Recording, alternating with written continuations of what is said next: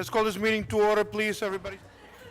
Mr. Boder, can you please lead us on the prayer? God of the universe, look thou with favor upon these here assembled, and bestow thy guidance upon the members of the governing body in their deliberations. This we ask in thy name. Amen. I pledge allegiance to the flag of the United States of America, and to the republic for which it stands, one nation, under God, indivisible, with liberty and justice for all.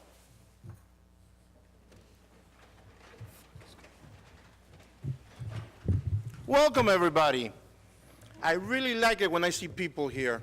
I think we had a month that we had 2 people, and the birds were chirping on the back, but it's nice. Unfortunately, you guys don't come to see me, you guys come to see the treasurer. So that's a little bit insulting, but that's okay. All right. In the case of an emergency, we have 3 doors on the back. Calmly, you will walk outside the building, run outside, and then you will let our professionals take care of whatever the emergency is. Any member of the public wish to speak during the public comments, please come to the front. There is a white sheet that you can sign up. You can talk about anything related with the city. No politics, please. No politics. In case you have a cell phone, we have installed this magnetic apparatus that if your phone rings, it will blow up.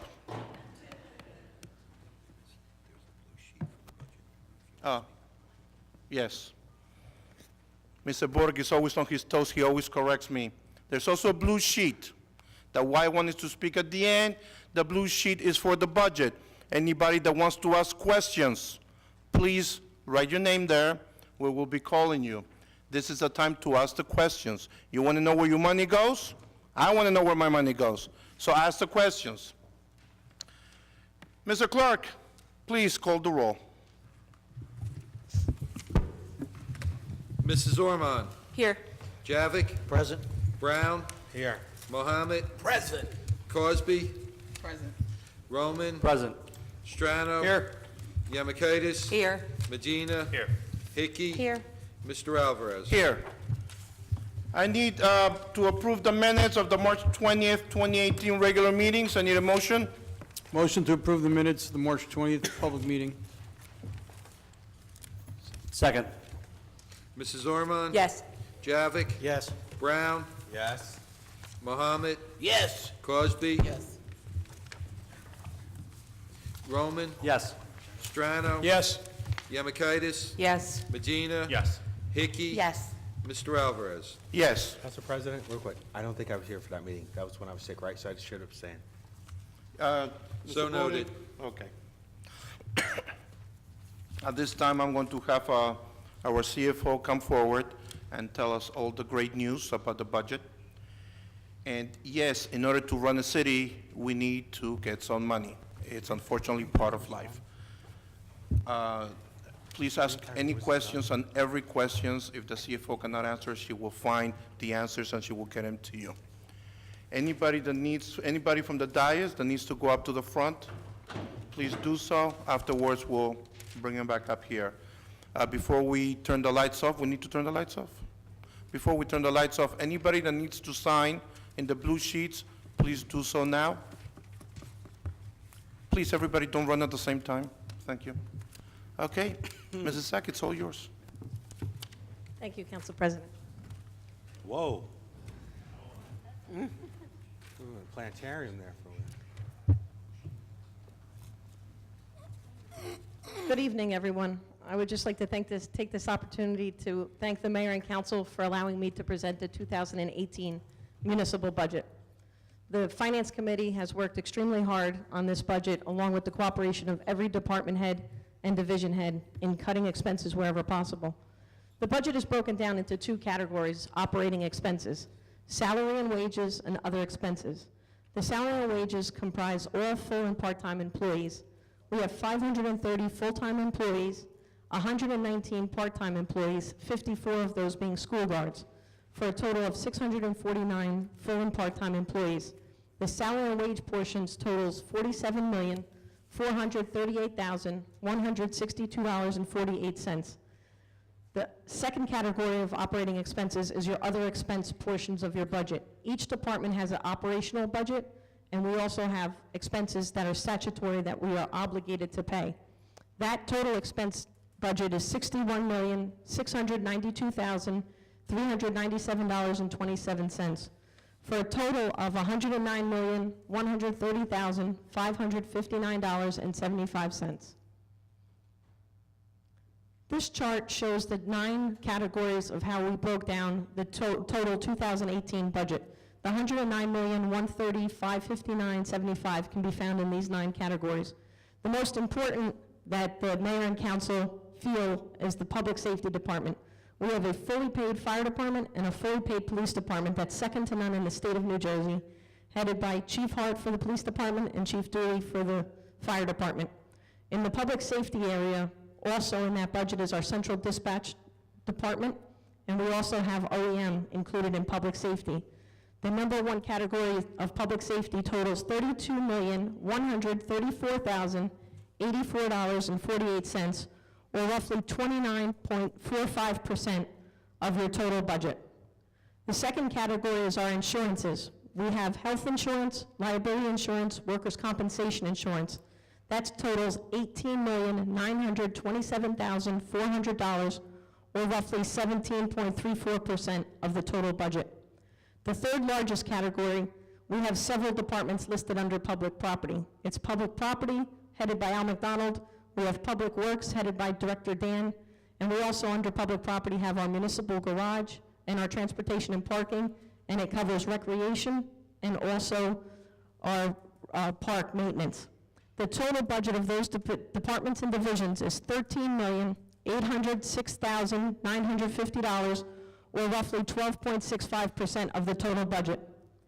The fourth category is our debt service. We try to keep a level debt. Our debt service for 2018 is $12,163,000, or roughly 11.15% of the total budget. The fifth category is our statutory expenses. This is the pension obligations that we must meet, Social Security, FICA, which totals $12,066,649.79, or 11.6% of the total budget. The sixth category is our general government. This encompasses all the departments that you find in City Hall and some of the smaller departments outside of City Hall. The general government could be the mayor's office, the finance department, city clerk's office, totals $11,603,485.48, or roughly 10.63% of the total budget. The second category is our reserve for uncollected taxes. As a municipality, we must collect 100% of taxes and turn over 100% to the County of Union, 100% to the state, to the Board of Education. As a municipality, we try to collect 100% of taxes. However, we're never able to get 100%. We have a very high tax collection rate. We have a phenomenal tax collector, and we have over a 98% tax collection rate here in Linden, but we still have to reserve uncollected tax number that we must budget. We budget $4,057,200, or roughly 3.72% of the total budget. The eighth category is our utilities. We have over 23 facilities in Linden and 37 parks. The utilities total $2,271,790, or 2.808% of the total budget. The ninth category is our library. This year, the mayor and council wanted to increase the library appropriation more than what the state minimum dictated. The library for 2018 would be $2,100,000, or roughly 192% of the total budget. Here in Linden, the mayor and council pride themselves on the services that are provided to the citizens of Linden. We have a second-to-none public works department where they handle a vast array of services. They handle your trees, trimming, removal. They have sidewalks, sewer service that I don't think many towns can do the sewer service that City of Linden offers. We're also responsible for maintaining the waterways, garbage collection, trash collection, and street sweeping, all fall under the Department of Public Works. Some enhancements to our 2018 budget that the Finance Committee wanted to make sure that we spoke about and highlighted was public safety. Again, their commitment to public safety of hiring 21 police officers in this budget. In January, they had a permission to hire 10, and in July, they have permission to hire an additional 11 police officers. And we're also hoping to hire by the end of the summer an additional 8 firefighters to bring them to full complement as well. The mayor and council has decided to add some recreation programs and enhancements to the recreation program under Director McDonald, such as girls basketball, track and field, and softball programs. The last category that we wanted to mention was something new that the mayor and council wanted to look at, was doing internships and possibly partner with Union County College, Kane University, Rutgers University for paid internships for the city of Linden, so that these students that are local Linden residents would be able to take advantage of through a paid internship program. I know many of you want to know how this budget's going to affect you. This slide shows the tax bill, how your tax bill looks and the proportion of how it's broken down. The blue portion is what the governing body has control over. The municipal portion is amount to be raised by taxation is $60,375,929.23, or roughly 32.57% of your total tax bill. Again, just to reiterate, this is the portion of the tax bill that the mayor and council have control over. This is also noted that the amount to be raised from taxation from 2018 from 2017 is a decrease in the amount to be raised by taxation. I mentioned earlier about the library. The state of New Jersey tells the municipalities what the minimum that you must budget. On your tax bill, we can only bill for the state minimum. Everything else has to be raised through the budget. So the library state minimum is $1,921,251.13, or roughly 1.04%. In 2017, that same number that the state stated that we needed to budget the minimum was $1,808,521.57. The gold category is what our estimate is for the county. The county hasn't had a finalized budget, so these are estimated numbers. Basically, the county is controlled by the freeholders, so it's up to the freeholders to set a budget. Just as our governing body has to set a municipal budget, they set a county budget. The county estimate is $28,965,618.34, or roughly 15.62% of your tax bill. And the other component of your tax bill that's here in red is your school tax bill, which is handled through the Board of Education under the very competent leadership of Director Robertosi as Superintendent of Linden Schools. We have a estimate from the Board Secretary of $93,292,230, or roughly 50.32% of the total tax bill. What this means to a homeowner in the city of Linden, based on an average assessed home of $131,576, you'll see a municipal decrease in your tax bill of $12.77, based on an average assessed home of $131,756. In 2018, a tax point is worth $270,774. The second component of our municipal budget is what's considered a plan. It's your capital improvement plan. This is for major expense of over a 5-year life period, and usually over a $25,000 object that we capitalize, and we ask every department head to look 6 years in the future and prepare a 6-year capital plan so that we try to keep a level debt service when we look at our projects. The mayor and council this year had decided to allow public safety departments to be one of the main priorities. The police department total capital projects is $1,124,750. If you were here a few months ago, you would have heard bond ordinances that were read for patrol vehicles and the camera system. We need a bond ordinance to authorize an expenditure. So it takes 8 votes of the governing body in order to pass a bond ordinance. The fire department was approved for an ambulance and firefighting equipment for a total of $333,190. The second component of the capital budget that the mayor and council aggressively wanted to add in 2018 focused on infrastructure, your roads, your sewers, your streets, sanitary improvements. We're also applying for another grant for the streetscape project. So the total capital for engineering is $4,257,000. We have been fortunate enough for many years that the County of Union has allowed the City of Linden to be a recipient of a Kids Trust Recreation Program.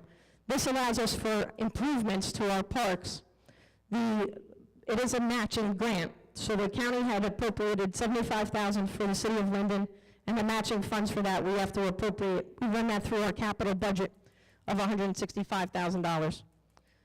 This slide talks in reference to our bond rating. This is something that I wanted to bring to everyone's attention because recently the City of Linden had gone for a bond issue in April for $21 million, and that was to fund unfunded debt that the governing body since 2013 to 2016 had authorized certain improvements, mainly equipment for Public Works Department, and we also had road improvements and other infrastructure upgrades.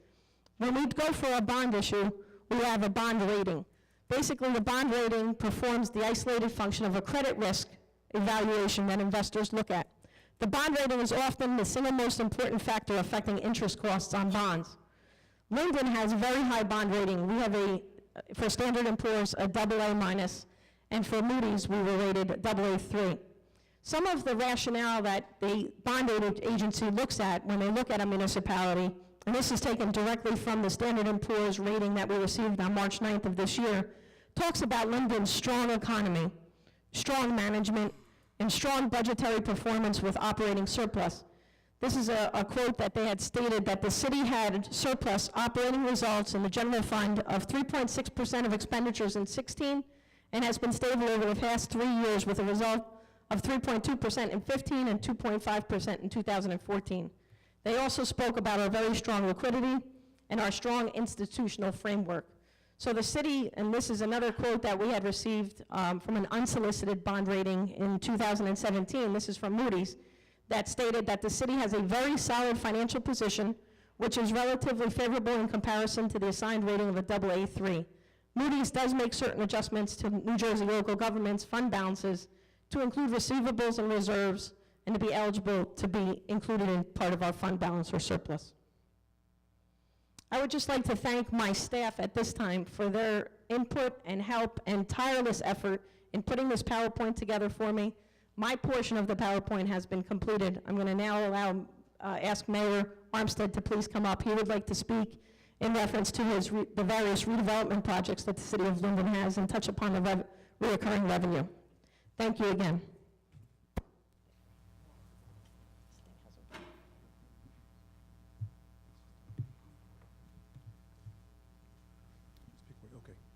Good evening, everybody. Good evening.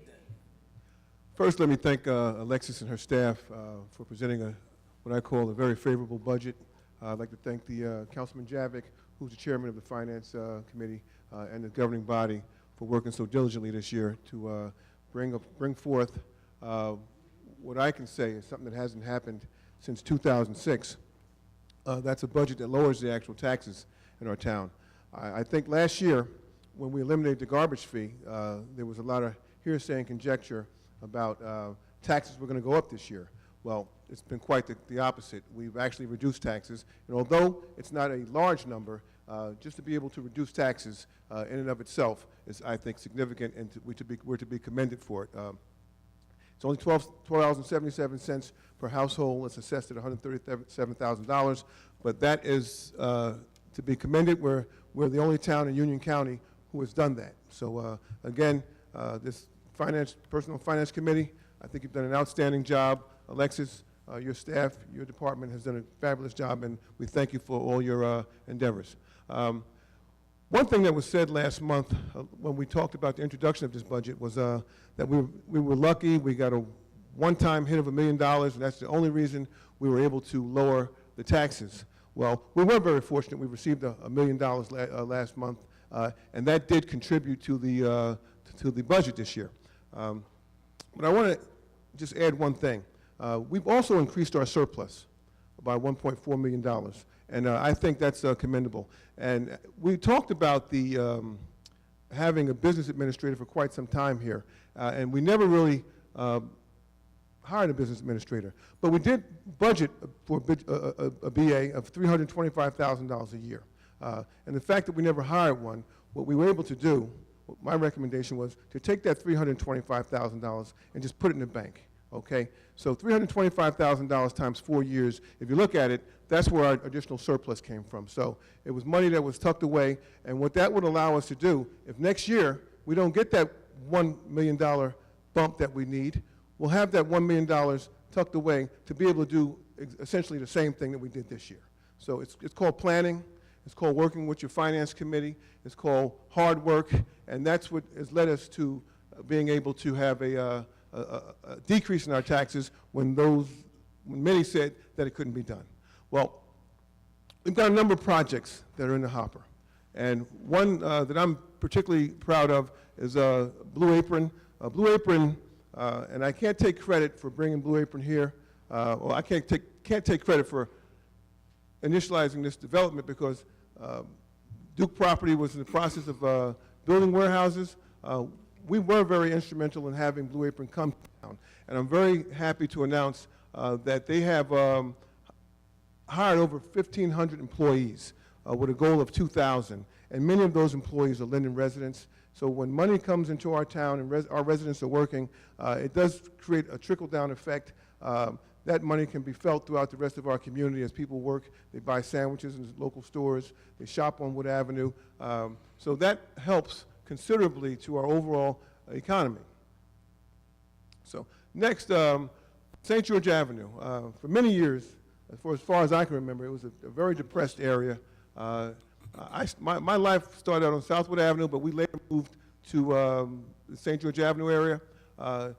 When I was a kid, there was a bakery, the Army Navy store. It was thriving economically.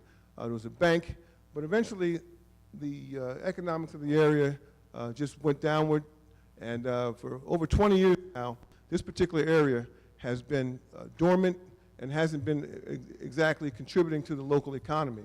I'm very happy to announce that we were able to locate a developer, VVR, and we've received our first $500,000 from them, which included in our 2018 budget. And they will be breaking ground. In a few days, you're going to see a fence go up around the property. I believe the groundbreaking ceremony is scheduled for May 9th. So we're looking forward to this development. As you can see the schedule, as we talk about that one-time hit that I mentioned earlier, you can see by 2024, we'll be receiving close to $200,000 in additional tax revenues for that particular property. So we're looking forward to the project. And one of the good things about this particular developer, we all know that oftentimes when people come into communities, they develop and they don't give back to the community. So this particular developer, realizing that this project must survive, will be providing what we call microloans to qualified residents in the area who will help occupy that retail space that's going to be underneath it. It's going to be 16,200 square feet of retail space on the lower portions of the project. There's going to be a total of 114 units. 39 are going to be completed in phase 1 and 75 in phase 2. So it's a beautiful development. It's long overdue. I think it's going to jumpstart the economics of the area. It will be as nice as any development anywhere else in Union County. If you go down South Avenue and you look at Cranford, you'll see that this particular development is modeled very similar to what has occurred in Cranford. And that's one of the things that we would not settle for development that I would consider to be substandard. If it's good enough for Cranford, it's got to be good enough for Linden, and that is the standard that we're holding anybody who wants to come into our town and develop to. It's a beautiful development, and we just look forward to the groundbreaking. We look forward to the jobs and the economics that it's going to produce in the future. Next, you'll see Amon Labs. Amon Labs is a property that was built right next to our promenade, which also lay dormant for several years. We entered a pilot agreement with Amon Labs to have them not only purchase the building, but refurbish it. And we'll start receiving, and again, we didn't receive any bump in our tax revenue this year, But you'll start receiving revenues in 2019. And as you can see, by 2023, we'll be receiving $21,000, and that's additional revenues. And again, that's going to help us be able to maintain the level that we want to do right now as far as keeping taxes low or level. So again, Amon Labs, they employ a number of people. You can often see them on Wood Avenue shopping, and I think it's just a good thing to be able to attract a company like this to this particular area. And they're a growing business. They're looking for more land in Linden already, so they're talking about expanding already. So that's a great thing. United Lacquer. This is the property on West Elizabeth Avenue. Has been sitting there for years, contaminated. This year, in our revenue, this is the $1 million that we talked about, that $1 million hit that allowed us to be able to give the taxpayers of Linden a break. This is a project that is being done by Capadaglia Meridia Projects. They are on Wood Avenue currently. There's approximately 400 units going to be built there, but in recent discussion, that number has been pared down to about 360 units, with retail below as well. So as you can see, the Linden area is transforming. It's right near the train station, so we don't anticipate this type of development is creating a lot of traffic, as many people argued in the beginning that these type of developments are going to bring a lot of children in, but what we've been finding is that these particular developments do not have many children in the location, so they're not adversely affecting our school system. So once again, this particular pilot, we will be seeing revenues, I think by 2021, we should start seeing we should start beginning to see some of the revenues there. Now, once again, we talked about one-time hits as far as being able to increase our revenues. We have a company called Fiabilia. They're located right next to our landfill on Lower Road. Now, our landfill, we have some plans to have solar panels placed on the landfill, which could generate a significant amount of electricity, I think up to 450 megawatts of electric, which could translate to upwards of $300,000 to $400,000 a year annually. But this particular project sits right next to Fiabilia, who will be a potential customer for that electric. But the one-time hit I'm talking about is 3 acres of land that they'd like to buy from us. And that 3 acres of land could bring us about $2 to $3 million. So again, we've positioned ourselves to be able to have additional revenues, a one-time hit that will allow us to continue stabilizing property taxes. Because the idea here is to give the people in Linden a tax break. We're talking about a tax holiday because people can no longer afford to pay these high taxes. And here in Linden, I think we're the exception to that rule. We can afford. We are making Linden affordable again, and I thank this council for all their hard work.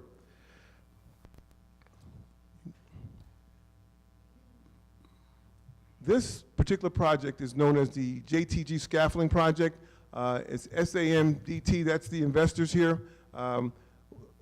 This project, if you look, you'll see in 2021, when the revenues start coming in, you're talking about $250,000 in 2021, and as we get to 2024, you're talking about close to $300,000 a year in annual revenues that this project is going to bring in. So again, we're talking about companies who are coming here, investing in our town, and these projects, again, are going to allow us to position ourselves not to be able to increase the property taxes in our town. Before I move on to this project, I just want to mention that on the other side of the turnpike, we have 350 acres that was just purchased by Advanced Greek. Now, their intentions there are to build warehousing, up to 2 million square feet of warehousing, and procurement is what is really the order of the day right now.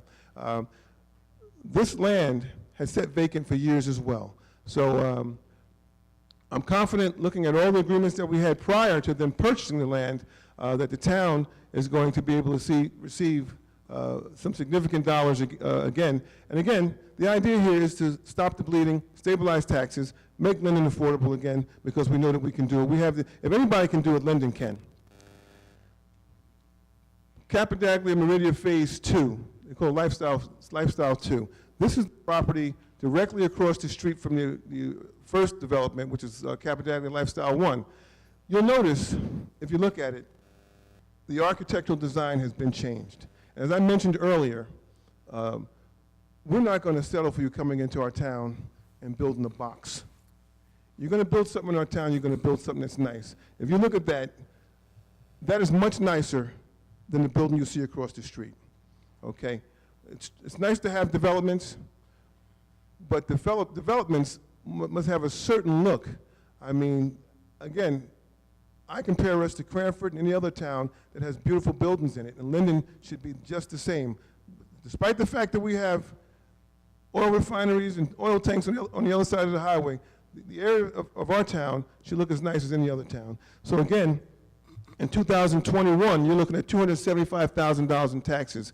By 2023, again, we're almost up to $300,000 in additional revenues coming into the town. So I say our future looks bright here in town. So I just want to thank this governing body for the hard work.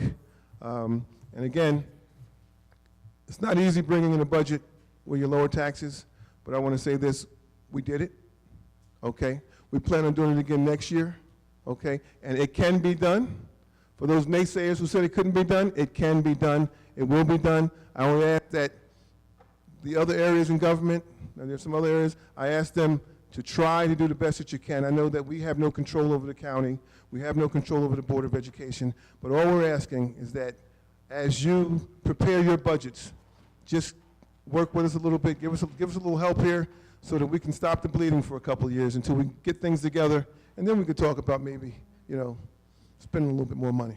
So thank you all. Alexis, again, your staff, the Personnel and Finance Committee, this governing body for doing a great job. Thank you.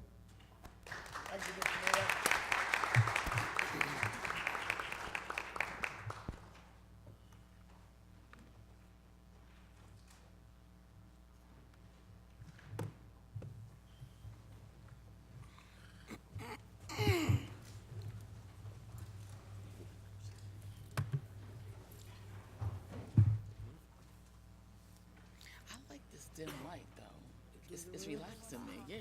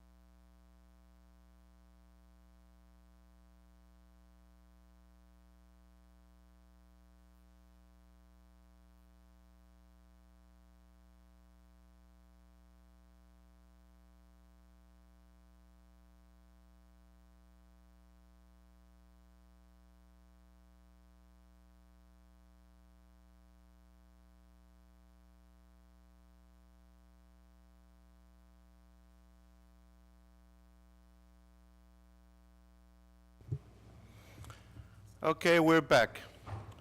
I would like to thank for both speakers, the mayor and our CFO. If you guys notice, the CFO, when she spoke, there was a little problem with the mic. That was done on purpose, so you couldn't understand anything. Yeah.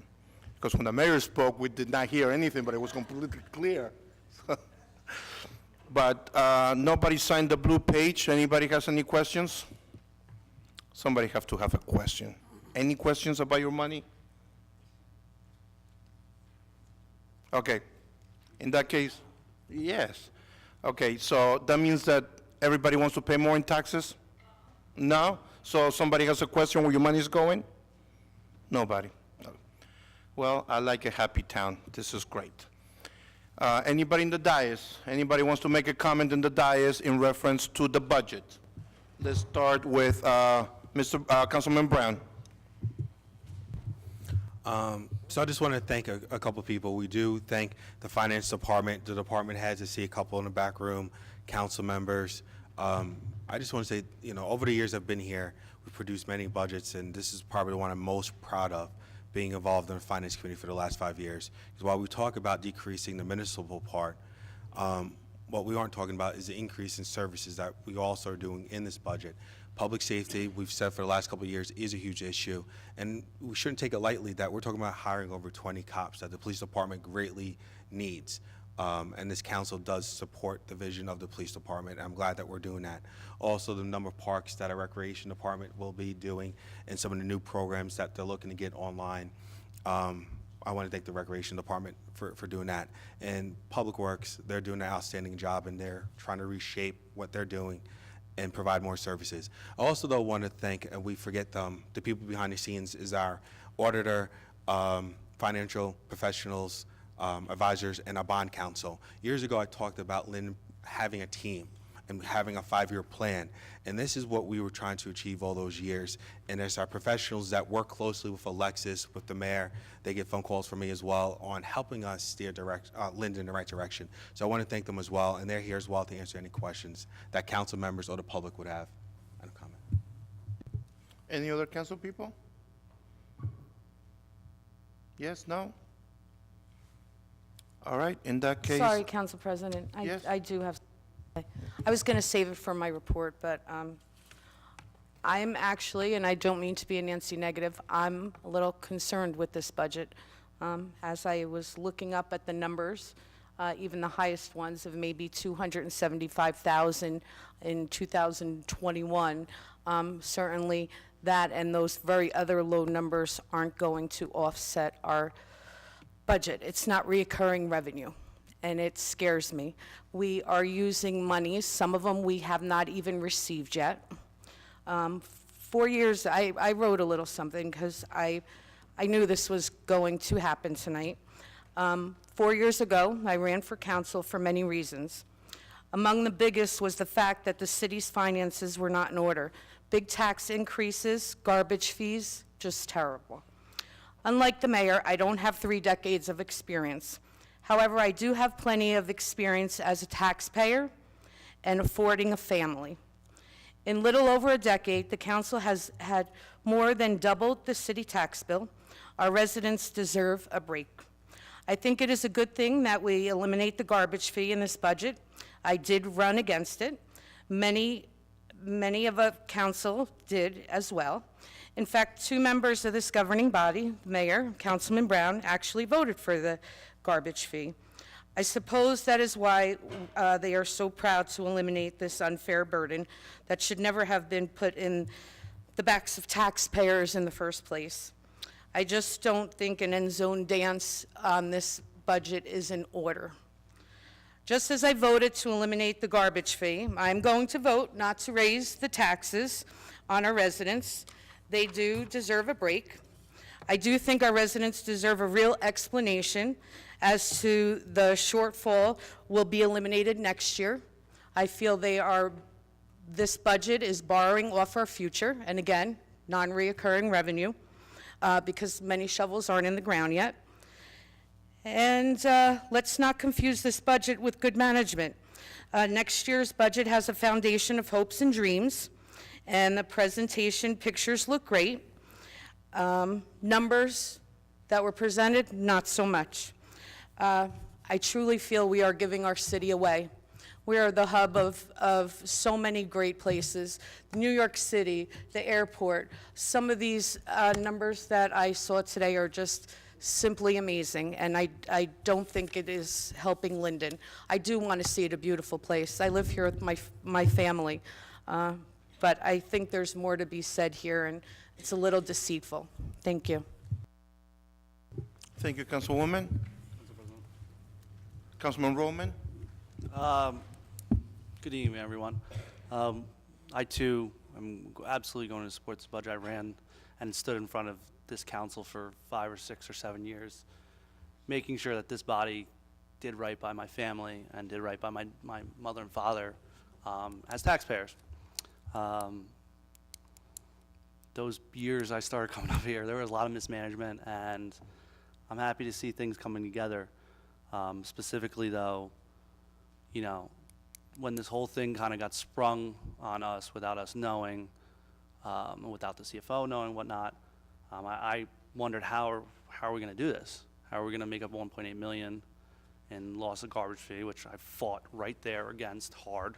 I was lobbying and I was messaging all these people up here saying, how are we going to get this knocked down? How are we going to get this knocked down? We failed to get it knocked down and got to implement it because we were in a bit of a spot. We needed to be under the 2% at the time. This revenue is 1.1 million from a tax sale. That's not, it's not going to happen again. 500,000 from this developer, one-time revenue, 300,000 from this developer, one-time revenue, not getting those next year. And the 1 million from the West Elizabeth project, we haven't even gotten in the bank yet. And we have to still vote on it. It's not there yet. We were actually having discussions over the contract tonight. That money's not coming back next year.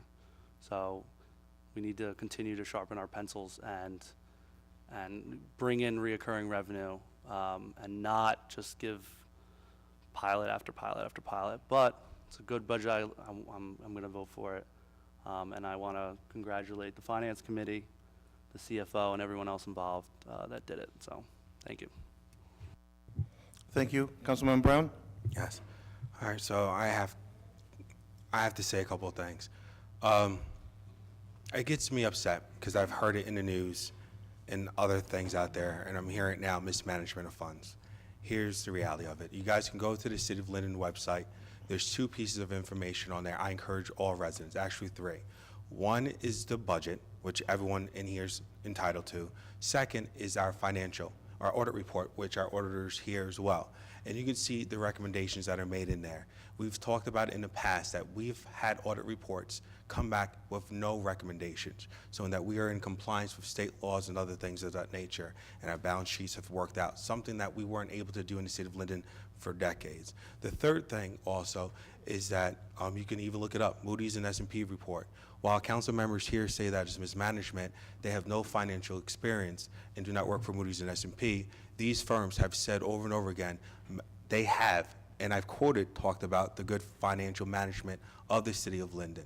These are quotes that are coming directly from these financial professionals.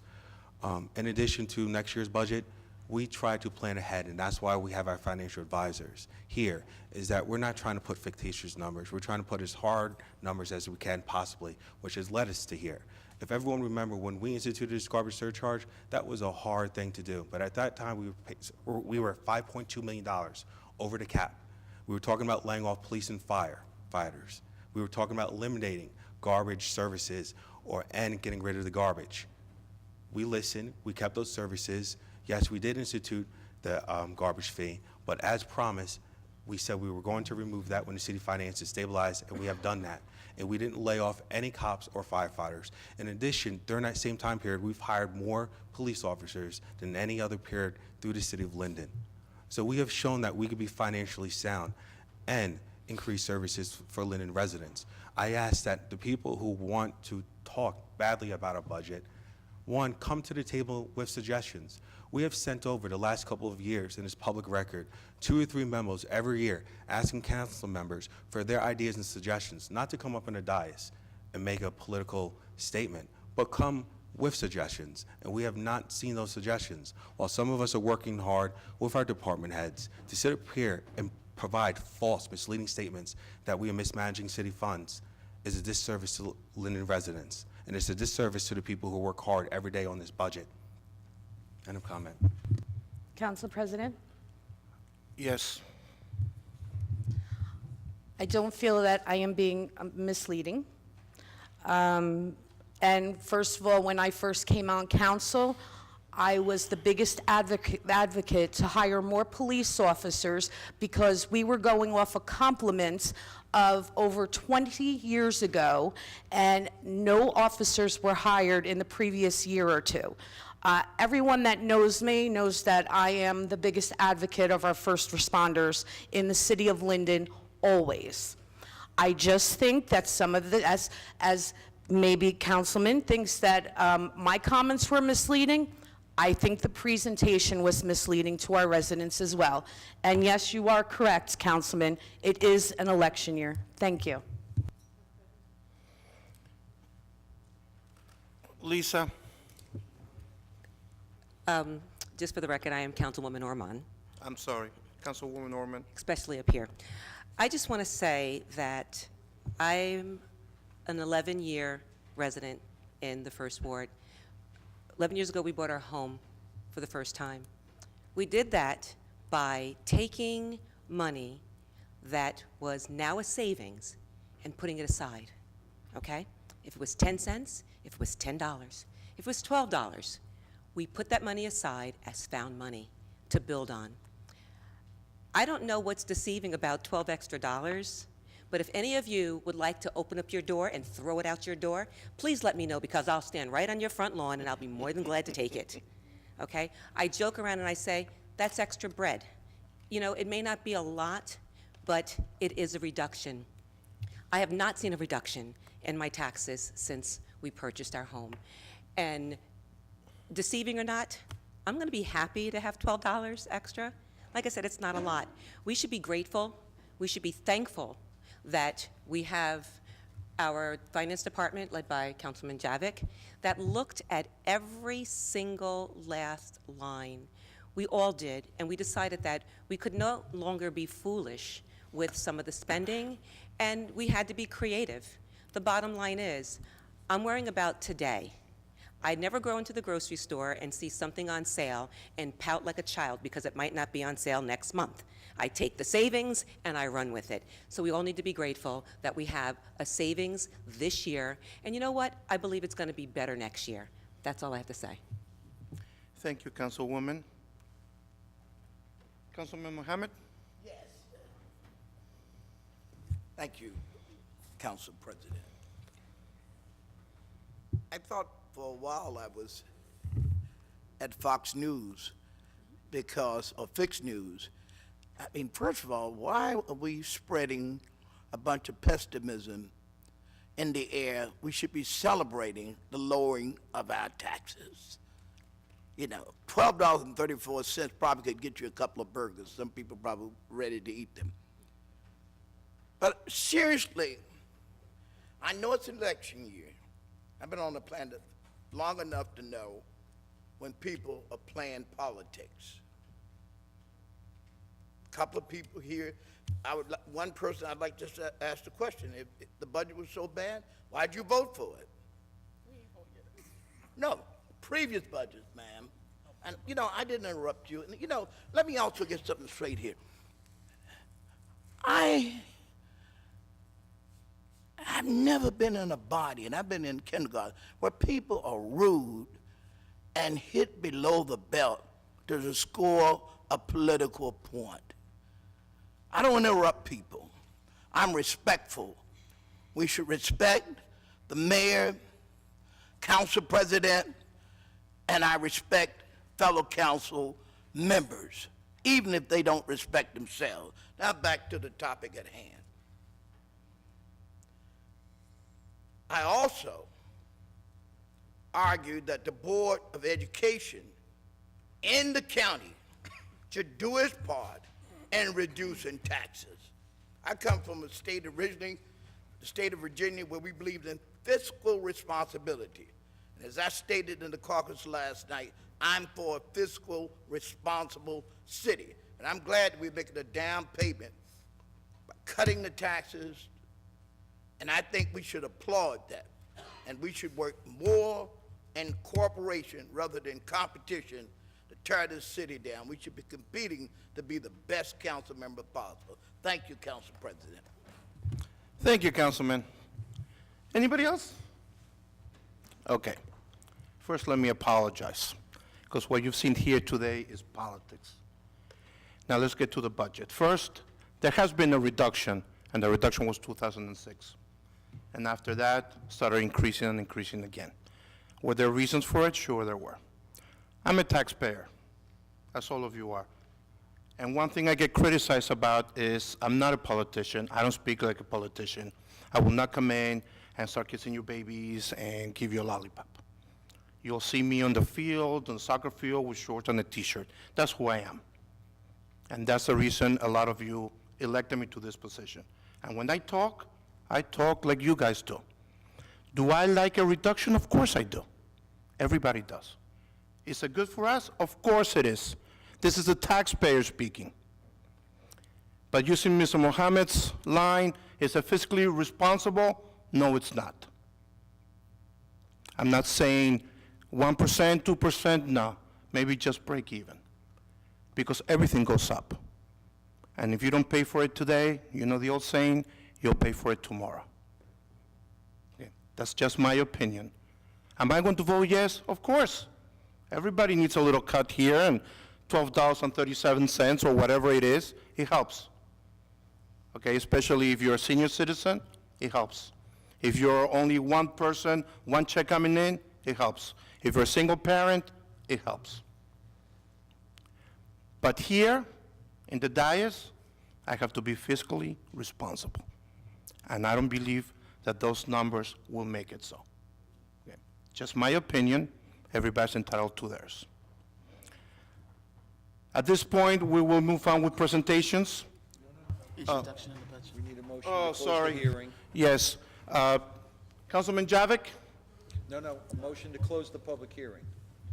But there was no The mayor public now hearing. wants to speak. Mayor? I mean, we have our financial professionals here in the audience, and I just would like to hear their opinion. Is this a financially sound budget?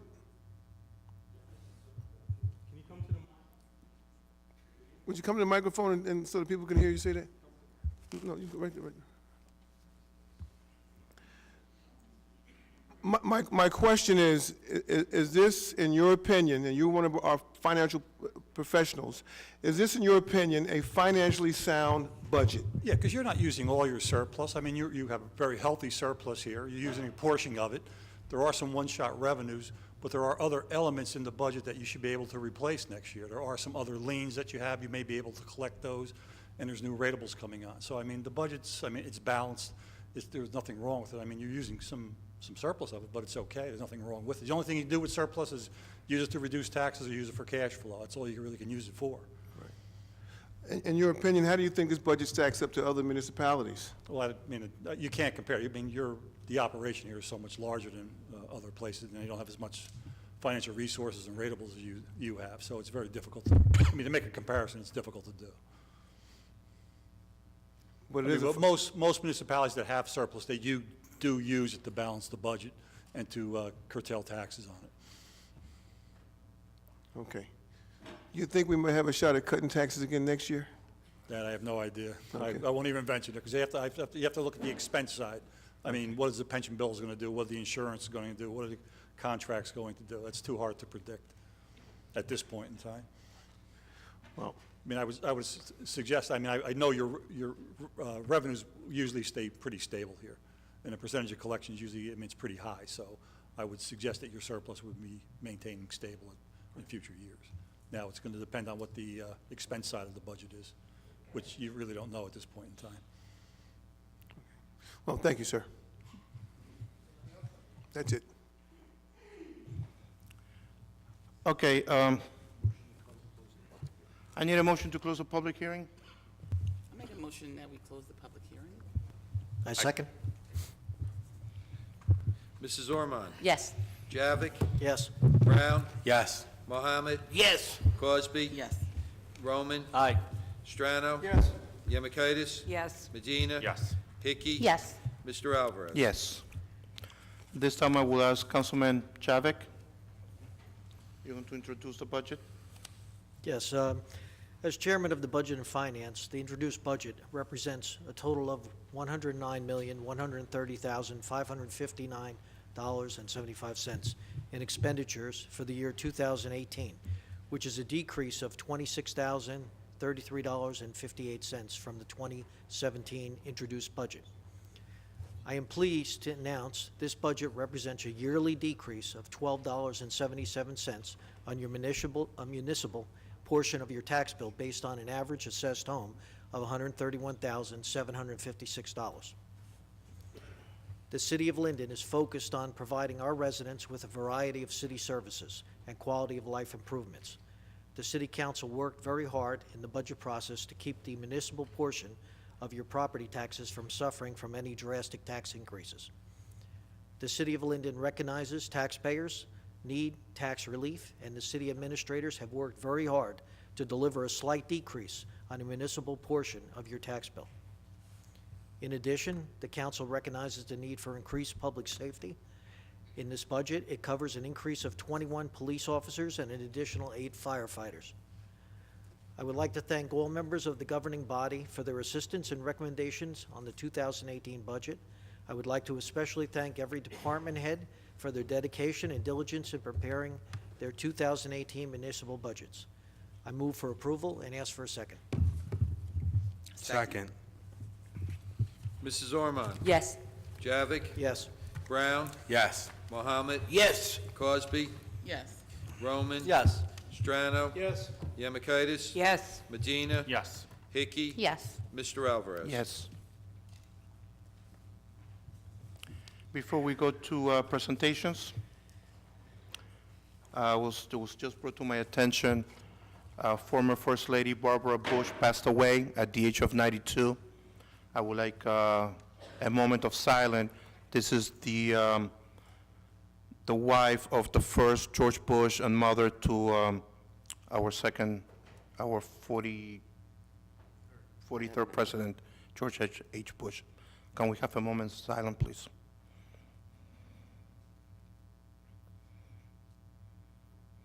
Thank you. Shade Tree Commission, Tree City, USA. Mayor, can you please come to the front? And Mr. Jeff Tandul, and members of the commission, if you're present, please come to the front.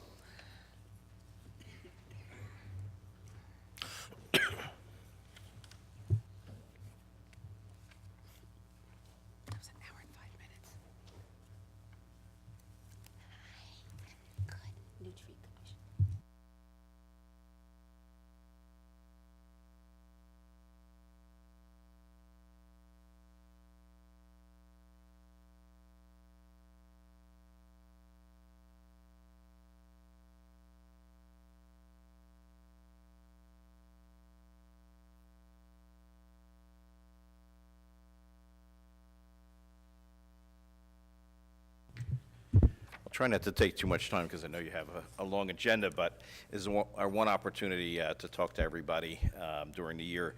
We're here tonight to give the Tree City USA Award to the mayor and council. This is a national award. This is actually our 11th year. It's always for the previous year, and in fact, this is for 2016. We just got word that we got the 2017 award, and we'll be doing that later in the year. In order to get the award, we have to have a tree board, which we have, tree ordinance, an Arbor Day celebration and proclamation, and spend $2 per capita on community forestry. I'd like to thank Mayor Armstead, Council President Alvarez, the council for the continued support of our community forestry, our Director of DPW, Frank Dan, and his assistants, removing hazardous and dead trees, and also to his staff. And I'd like to thank our fellow commissioners, Ron Mortons, this is Renee Banks. Two of our commissioners couldn't make it tonight. They had a conflict, Joe Lindsay and Judy McCarthy. Very dedicated volunteers that really help make the city a better place.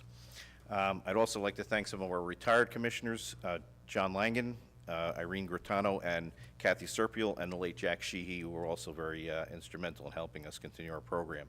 I've been doing this since 1985. I kid people and tell them I started in kindergarten. Actually, I started when I was in college, believe it or not. I've been doing this for quite a while. Trees add 10 to 40% to our property values, assist in stormwater management, reduce energy costs. My retired friend from DEP, Mike DeRico, used to say, you plant a tree, you put a machine in the ground that cleans the air, and we all need that here in New Jersey and everywhere. We're actually in the process of updating our website. Ron's been really helpful with trying to get our webmaster on board, and we've been putting a few things on there. There's going to be more and more on there to do some outreach to the public. One of the things that we've had a problem with is encroachments, people planting within the right-of-way, sometimes planting the wrong trees. If you want a tree, contact the Shade Tree Commission or your council people or the mayor's office, and we'll try to get you on the list as soon as we can. Also, I just want to mention, this is also going to be on the website. If you do hire a tree person to do work on your property, in New Jersey, you have to hire a licensed tree expert. It's important to do that because, for one thing, they have to have a certain type of insurance, and there's also certain education requirements, and it is the law in New Jersey now. There are many companies that aren't insured. You get landscapers who get landscape insurance, and they're not covered for tree work. We're going to have, again, we're going to have a link on the website about that. One of the last things I want to mention is the emerald ash borer. Unfortunately, our trees are under attack from a variety of things.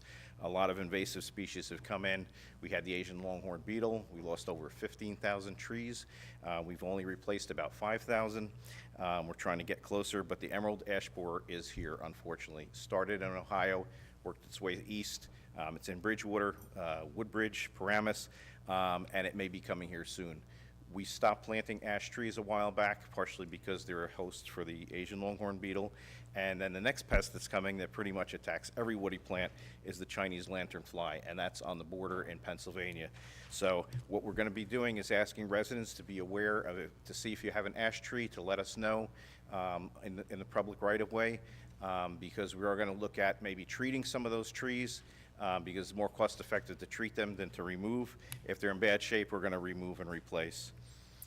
We also are going to be doing a volunteer pruning program with the commissioners and some volunteers to try to help Public Works out with some of the younger trees and also get a little more community involvement.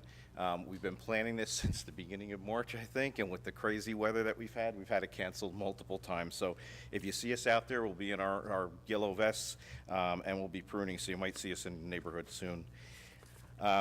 Also, I want to thank the mayor again and council for taking time out of their meeting and for their continued support. And we do have a flag here and some hats for the mayor and all of the council people, and also some buttons that say plant trees. So I want to get the flag out.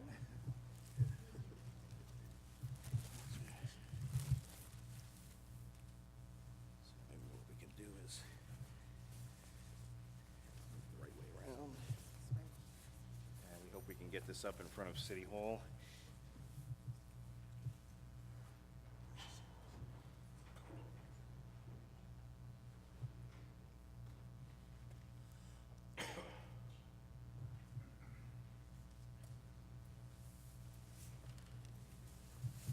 Everybody gets a hat. They get each one get one.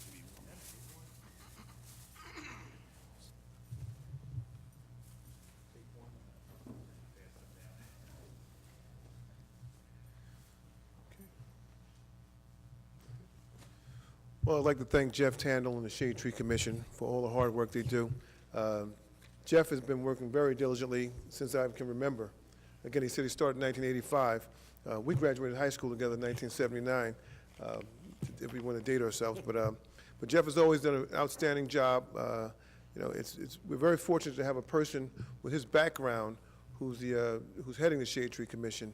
And I think, you know, his knowledge, he kind of passes it down to the rest of his staff, the people who work with him. So if he ever does decide to leave us, well, at least we'll have others trained as well. So thank you, Jeff, for all you do. I appreciate it. And Shade Tree Commissioners, I really appreciate it. All right, really appreciate your hard work. You're welcome.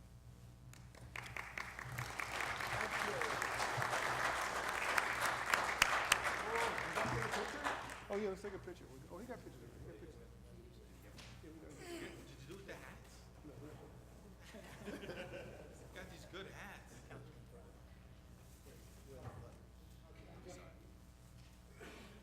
Actually, it's pretty good hat.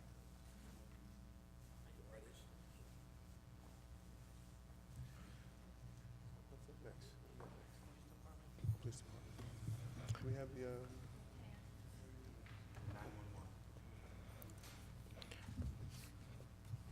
You want to call me, or you want me to call? What? You want to call them? Once again, good evening, everybody. This week, this is, well, last week was actually National 911 Public Safety Telecommunications Week. You know, as the mayor, I get a chance to hear some of the things that are going on in our police department, and we receive numerous reports. What many people don't realize is that the one critical aspect of our police department is our 911 dispatchers. You know, if you didn't have 911 dispatchers, our police department could not operate or function. You know, and our first responders, our fire department, would not be able to respond at the level that they do. I've been in their presence a number of times, and to see the volume of calls and the way that these people are able to multitask is unbelievable. You know, personally, I couldn't do it, you know. They do an outstanding job, and we're very thankful to have such hardworking and dedicated people working alongside with our police department. So without any further ado, we have a resolution that I will read.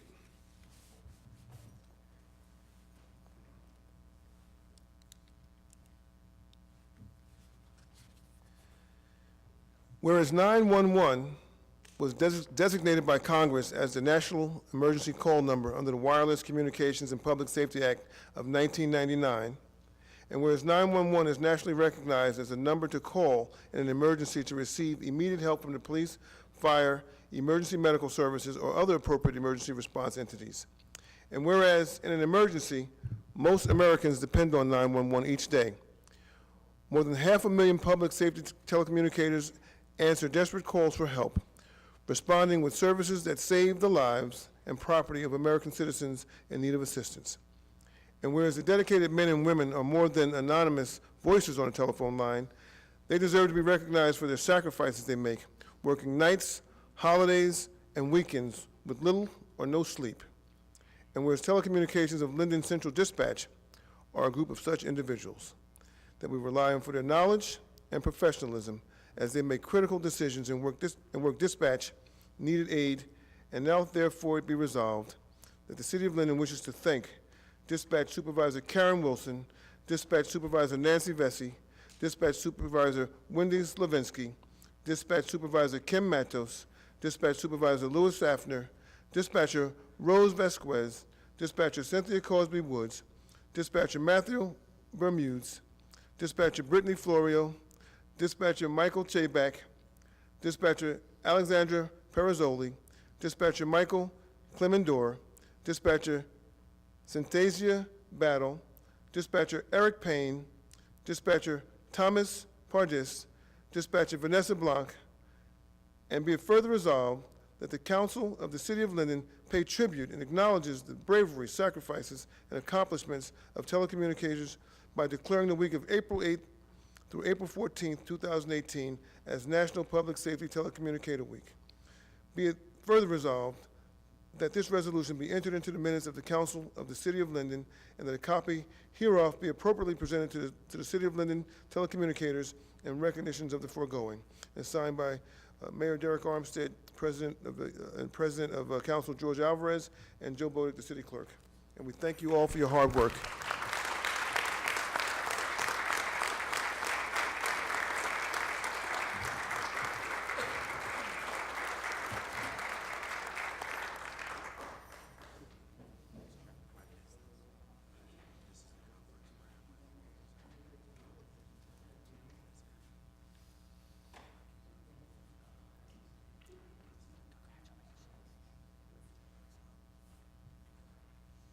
Where's our camera guy?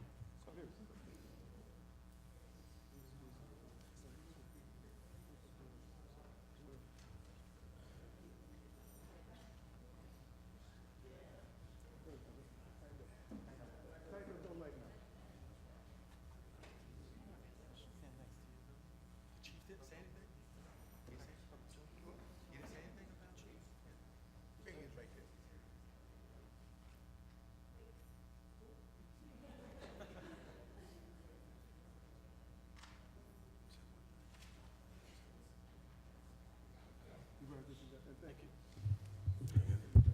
I'd just like to say these are some of the most overworked, underpaid, and underappreciated people in the city. Besides the thousands of fire and police calls they dispatch, thousands more regular business calls come in over the course of a week.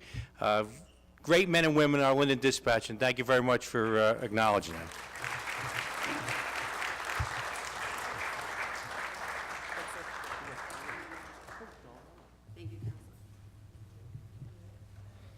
Who do we have next? Yeah. Next one is Ms. Jones. Is that Reverend Jones? Pastor Pam Jones. Oh, Pastor.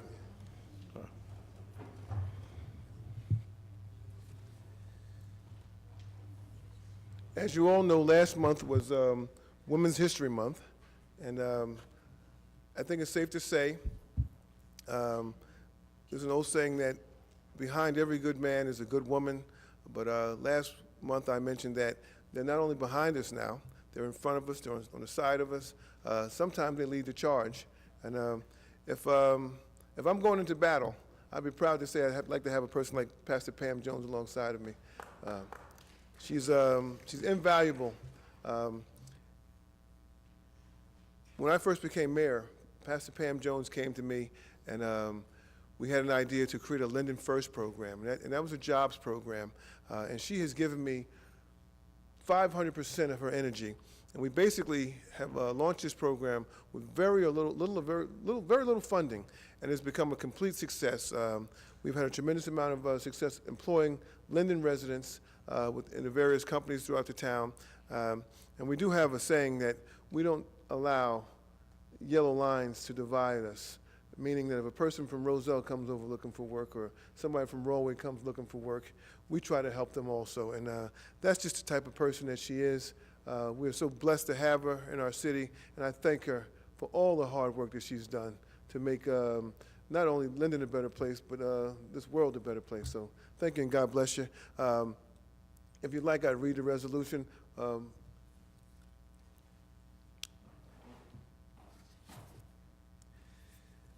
Resolution honoring Pamela Jones during Women's History Month 2018. Whereas American women of every race, class, and ethnic background have made historic contributions to the growth and the strength of our nation in countless recorded and unrecorded ways, whereas American women have played and continue to play a critical economic, cultural, and social role in every sphere in the life of the nation by constituting a significant portion of the labor force, working inside and outside of the home, whereas American women have played a unique role throughout the history of the nation by providing the majority of the volunteer labor force in the nation, and whereas American women of every race, class, and ethnic background served as early leaders in the forefront of every major progressive social change movement, whereas American women have been leaders not only in securing their own rights of suffrage and equal opportunity, but also in the abolitionist movement and the emancipation movement, the industrial labor movement, the civil rights movement, and other movements, especially the peace movement, which created a more fair and just society for all. And whereas despite these contributions, the role of American women in history has consistently overlooked and undervalued in the literature, teaching, and study of American history. Whereas Pamela Jones is one such individual who serves the city of Linden and other communities throughout Union County and Essex County. And whereas Pamela Gail Boykin Jones, affectionately known as Pastor Pam, has been a resident of the city of Linden since 1986 and dedicated countless hours of volunteering her time to secure funding to successfully mentor more than 150 at-risk youth annually, providing traditional and employment services to teens and foster care and assist more than 200 adults annually in job readiness training.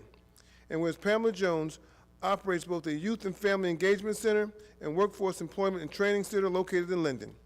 Pamela also assists families by providing parenting skills, financial workshops, employment training, assisting seniors, and making food available to families in need.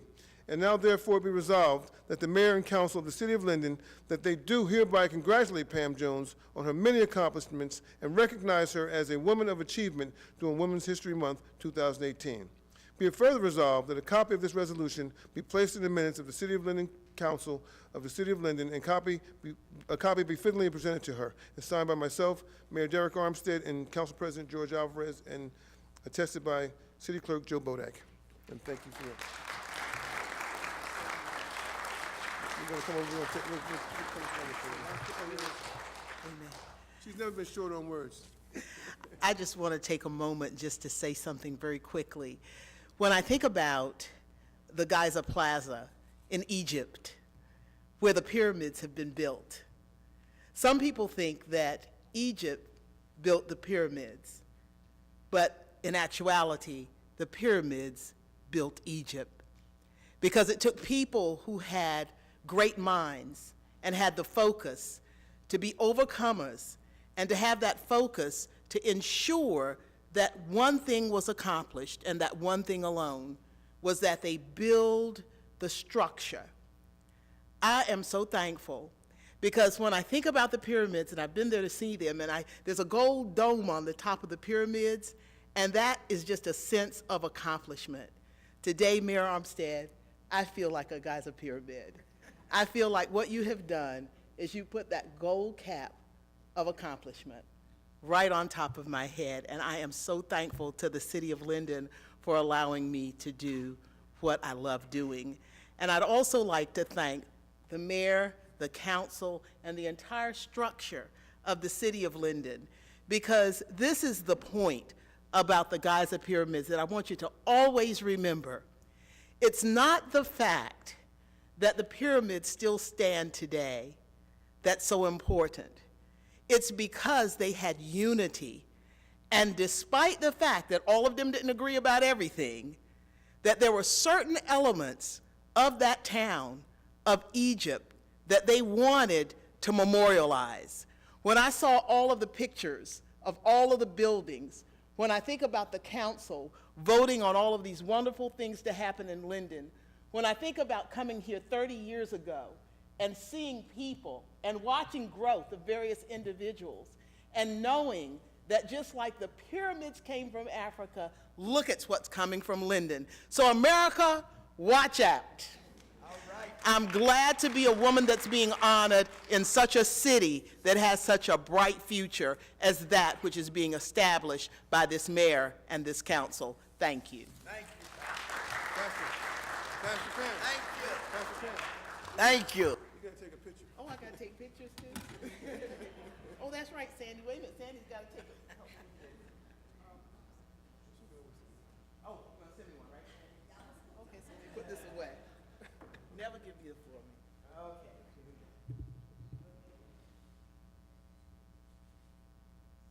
One Pastor Pan.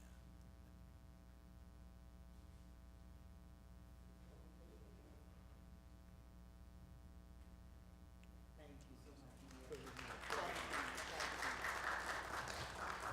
Is that it, folks? Councilwoman Norman, can you please? Oh, okay. Is that it? Let me take these, put these aside. What do you got going? Good evening. Isabella Sokoser, would you please come up?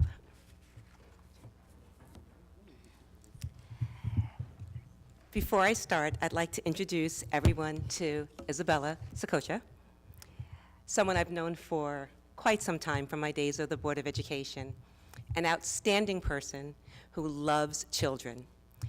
Right now, she's at the middle school, and you're going to learn a little bit more about her during the resolution.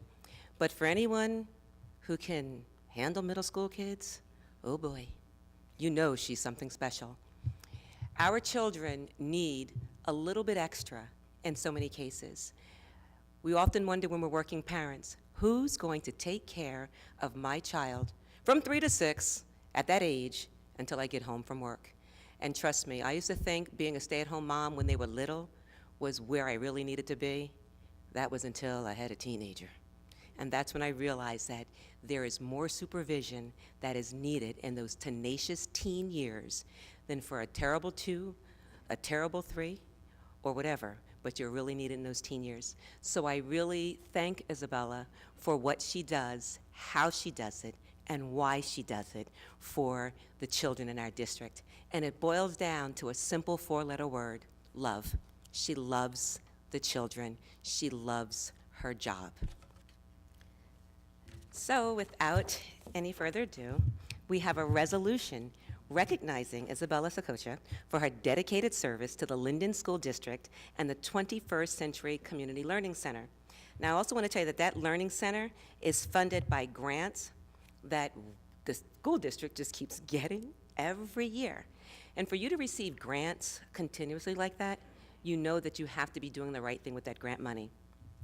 So whereas it is a priority of the mayor and council of the city of Linden to recognize qualified, conscientious, and motivated public employees who serve the community, and whereas Isabella Sokocha is one such individual who deserves this recognition for her commitment to the city of Linden and the students in the Linden Public Schools.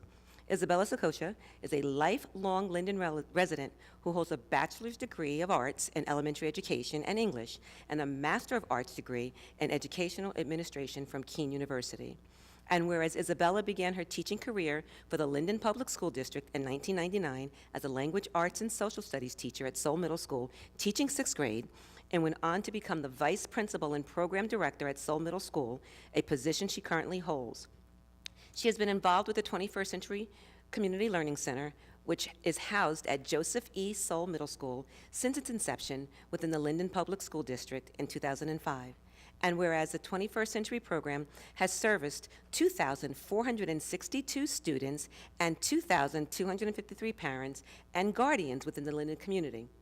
The program runs each school day from 2:45 to 5:45 p.m. and provides students with a safe environment after hours when many parents and guardians are not at home. It has enabled middle school students to receive an extended school day with homework tutorial, recreation, class trips, daily snacks, just to name a few of the benefits. And now, therefore it be resolved, the mayor and council wishes to express their gratitude and thanks to Isabella for her dedication and commitment to the city of Linden, its residents, our school children, by formally acknowledging its appreciation to Isabella for her dedicated service. And be it further resolved that a copy of this resolution be placed in the minutes of City Council of the City of Linden, and a copy hereof be presented to Isabella in a permanent recognition of the foregoing. And I said permanent, so you are now forever in the history of Linden for what you have done. And this is signed and approved April 18, 2018, by George Alvarez, our council president, Mayor Derek Armstead, and Joseph C. Bodek, our city clerk. And all I get to do is give you a hug.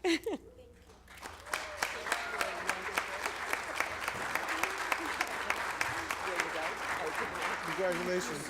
You gonna take a picture?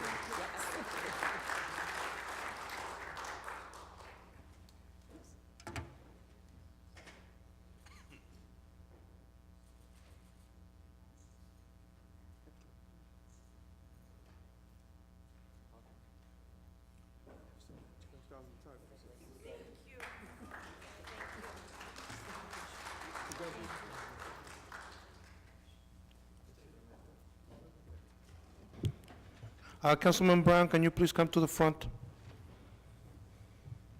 We're doing a substitution. Michelle's stepping in for me. Councilwoman Yamikaitis? And Lisa. That's Councilwoman Orman, Mr. Brown. I'm sorry. Councilwoman Armand.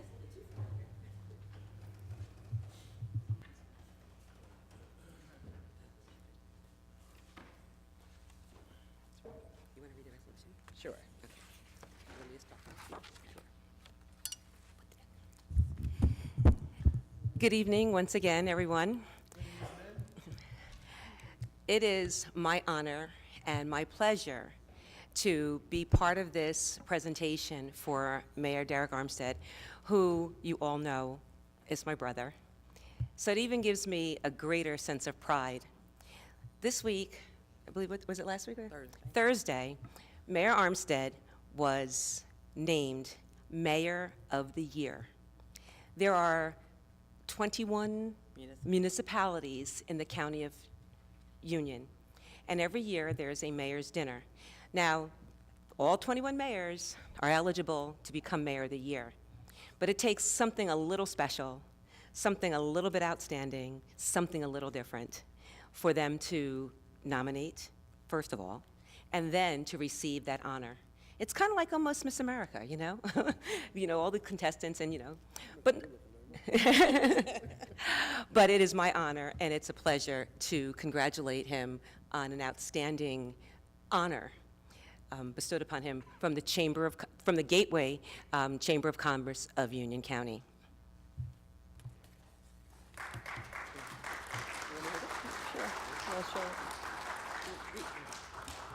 The mayor actually received this award. It was like receiving an Oscar. So, as We call it a Jim Coyle. Jim Coyle Award, okay.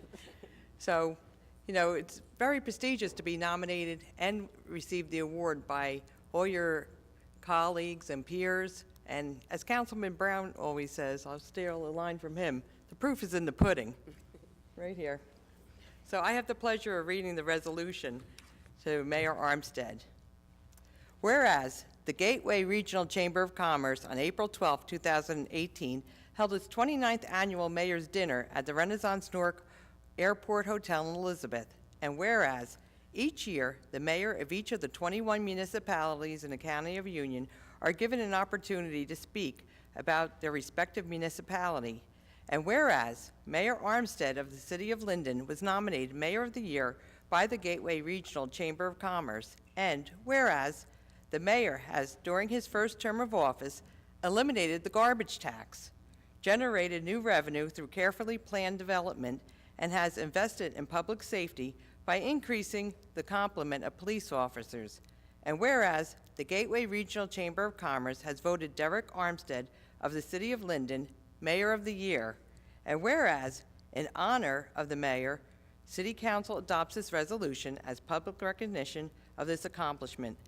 Now, therefore, be it resolved by the City Council of the City of Linden that the City Council publicly recognizes and thanks the mayor for his efforts on being honored as Mayor of the Year by Gateway Regional Chamber of Commerce, and further dedicates the trophy to all the residents, the businesses, and the merchants of the City of Linden, and is signed Council President George Alvarez and Council President Pro Temp Michelle Yamakaitis. Congratulations, Mayor. I give you a hug. Congratulations. My brother.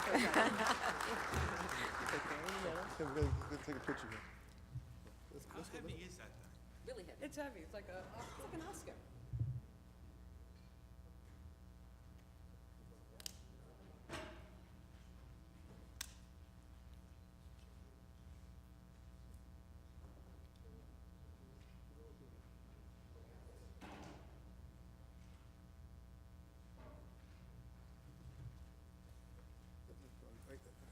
I guess I have to say something. Well, not because I'm good looking, right? No. No, no, it's an honor and a privilege to be awarded something like this. The Gateway Regional Chamber of Commerce is actually the largest chamber of commerce in the state, and so to be given an honor like this is an award like this is truly an honor, and it's I guess it gives me incentive to keep working hard. I guess you know, and again. They cited some of the projects that we had going in town and the fact that we lowered taxes, and I think we're the only town in Union County who has lowered their taxes this year. So we do appreciate it, and we thank them, and hopefully we'll be a contender next year. Yes. Thank you all.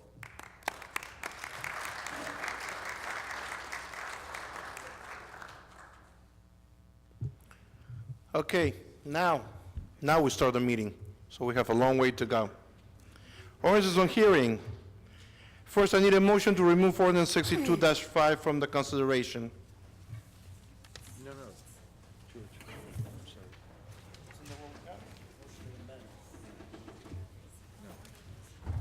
Oh, I'm sorry, I missed that.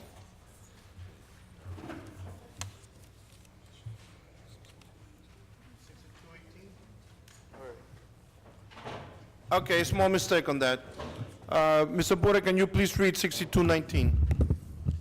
An ordinance to amend and supplement Chapter 7, Traffic, of an ordinance entitled, An Ordinance Adopting and Enacting the Revised General Ordinances of the City of Linden, 1999, passed November 23rd, 1999, and approved November 24th, 1999, and as amended and supplemented, that Chapter 7, Traffic, shall be, and the same is hereby amended as follows: 7-33 Handicap Parking Regulations, 7-33.1 Handicap Parking on Street, delete 308 Kennedy Drive, one space. Has the ordinance been properly published and posted? Yes, sir. Any communication received? No, sir. Does anybody want to speak on this ordinance?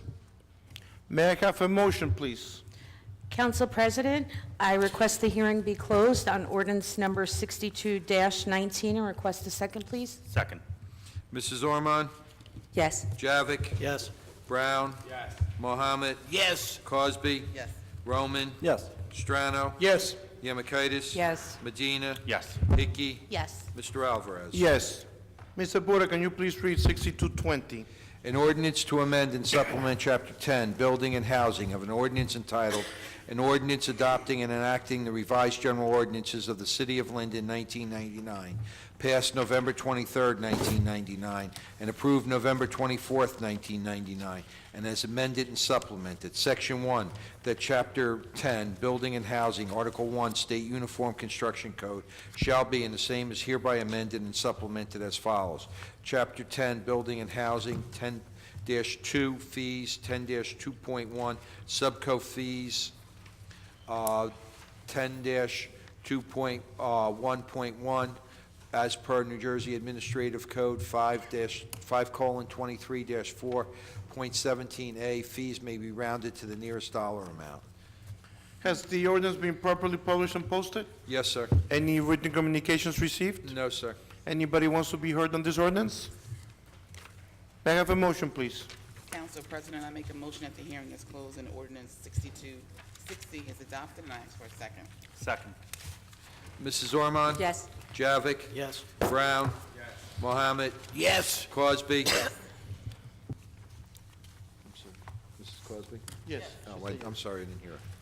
Roman? Yes. Strano? Yes. Yemakaitis? Yes. Medina? Yes. Hickey? Yes. Mr. Alvarez? Yes. Mr. Porter, can you please read 62-21? An ordinance to amend and supplement Chapter 7, Traffic of an ordinance entitled, An Ordinance Adopting and Enacting the Revised General Ordinances of the City of Linden, 1999, passed November 23, 1999, and approved November 24, 1999, and as amended and supplement, delete Section 7-12.2, time-limited meter parking in its entirety, add new Section 7-12.2, time-limited meter parking. Has the ordinance been properly published and posted? Yes, sir. Any written communications received? No, sir. Does anybody want to be heard on this ordinance? May I have a motion, please? Council President, I move to close the hearing of ordinance number 6221. Move for approval and request a second. Second. Mrs. Ormond? Yes. Javik? Yes. Brown? Yes. Mohammed? Yes. Cosby? Yes. Roman? Yes. Strano? Yes. Yemakaitis? Yes. Medina? Yes. Hickey? Yes. Mr. Alvarez? Yes. Mr. Porter, can you please read 62-22? An ordinance to amend and supplement Chapter 4, General Licensing of an ordinance entitled, An Ordinance Adopting and Enacting the Revised General Ordinances of the City of Linden, 1999, passed November 23, 1999, and approved November 24, 1999, and as amended and supplement, delete Section 4-35.5, taxi cab stands, designation, establishment, and use in its entirety, add new 4-35.25, taxi cab stands, designation, establishment, and use. Has the ordinance been properly published and posted? Yes, sir. Any excuse me? Okay. At this point, can I recognize Mrs. Hickey, Councilwoman Hickey? Yes, for an Council amendment, please? President. I move to amend Section 1 of ordinance number 62-22 on the second reading as follows. Amend Section 1 as follows.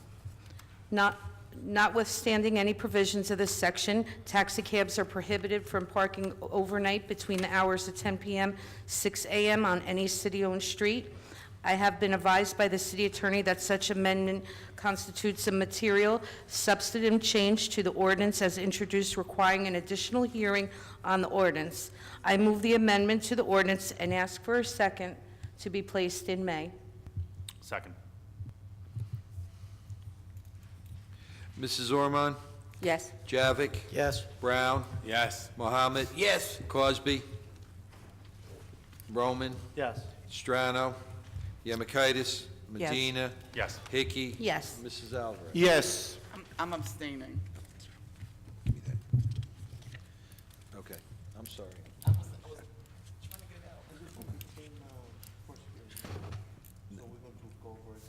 going to have, there will be a public hearing on the amended ordinance next month. No, because it's going to be the hearing next month. Point of order, Council President. I did not get a chance to see what my vote was before he went to the next council person, but What's your vote? I'm abstaining as well. Abstaining? Yes. Number 7 is an abstain, Mr. Bodek? Anybody else? You were flying through that one. No, 23 and then 24. Yeah, just ask for a motion to remove. At this time, I need a motion to remove 6223, please. Council President, I make a motion to remove ordinance number 6223 and ask for a second. Second. Mrs. Ormond? Yes. Javik? Yes. Brown? Yes. Mohammed? Yes. Cosby? Yes. Roman? Yes. Strano? Yes. Yemakaitis? Yes. Medina? Yes. Hickey? Yes. Mr. Alvarez? Yes. I also need a motion to remove 62-24, please. Council President, I request to remove ordinance number 62-24 from consideration and request a second, please. Second. Mrs. Ormond? Yes. Javik? Yes. Brown? Yes. Mohammed? Yes. Cosby? Yes. Roman? Aye. Strano? Yes. Yemakaitis? Yes. Medina? Yes. Hickey? Yes. Mr. Alvarez? Yes. The consent agenda. All items listed with asterisks are considered to be routine by the City Council and will be enacted with one motion. There will be no separate discussions on these items unless a council member or citizen so requests, in which event the item will be removed from the general order of business and considered in its normal sequence on the agenda, items 1 through 9. Does anybody want any part removed? In that case, may I have a motion, please? Council President, I move for approval of the items 1 through 9 on consent agenda and request a second. Second. Mrs. Ormond? Yes. Javik? Yes. Brown? Yes. Mohammed? Yes. Cosby? Yes. Roman? Yes. Strano? Yes. Yemakaitis? Yes. Medina? Yes. Hickey? Yes. Mr. Alvarez? Yes. Okay, at this time, we're going with committee reports. Before we start then,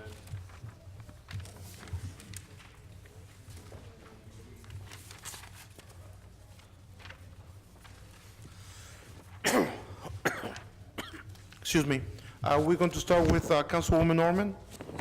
Thank you, Council President. Before I start, I'd like to just congratulate everyone who received recognition today. But I'd also like to recognize a lot of children in our community. With all that's going on, we actually did not mention that April is Autism Awareness Month. 1 in 41 children are diagnosed as being on the spectrum. It can be a little touch of autism, or it could be extremely severe. It affects mostly boys, but there are a lot of little girls out there that are on the spectrum as well. And I am a mother of 2 children, both who are on the spectrum. Various different degrees, but yet they both are on the spectrum. It's not a sad life, it's a wonderful life. I never use my children's differences to be sad or to capitalize, but I use all of the things that they do successfully to hopefully be an inspiration to another parent who feels as though there is no hope. 18 years ago, it was 1 in 166. Now, it's 1 out of every 41. So for those families who are affected by autism, for those people who know someone who is affected by autism, we don't want anyone to feel sorry for us. We like a little help because our children can be challenging, yet they are a joy. We ask for your patience when it comes to our children. No, there's nothing wrong with them. But we want your acceptance, because at the rate it's going, there's going to be a whole lot more autistic children, and these autistic children are going to become autistic adults. So we need to make a way in society for them. Teach them, embrace them, and accept them. Not tolerate, but accept them. At our next meeting, we will be honoring an outstanding woman who is an autism mom, and I'm going to, hopefully everybody will tune in so we can see some of the wonderful accomplishments and some of her contributions to our autistic population, not only here in Linden, but countywide. I'd also like to say that last month, we had our Easter egg hunts. We did one for the Second Ward at Noski Park, and we had about 100 children, and it was just absolutely great. I want to thank the police department and the fire department for coming out and all the volunteers, but I want to thank the parents and the children especially because it was absolutely cold that day, but they came out, and I want to thank Kira Ormond, who was our Easter bunny, and she was like the best Easter bunny ever.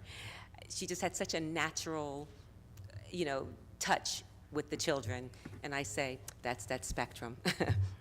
We also had one for the first and third ward, but that one had to be rescheduled because the park was such a muddy mess after the snowstorm, and who would have thought we were going to have snow so close to Easter? So we had to quickly regroup, and I would personally like to thank Donna Preston and the Linden Board of Education, especially Dr. Robertozzi, who allowed us to figure something out in a blink of an eye. They allowed us to use School 1, and they allowed us to do it during school hours, during their recess. We had, not 100 kids, 430 children participating from age 4 to I would say 5th grade. It was absolutely wonderful because it was just pure delight. And it didn't hit me until the following weekend how pure of heart this particular Easter egg hunt was. It was only children, no parents, no clipboard saying, can you sign in, give me your phone number, give me your email address and your telephone number. No passing around, here's a voter registration, can you vote today, or will you please vote?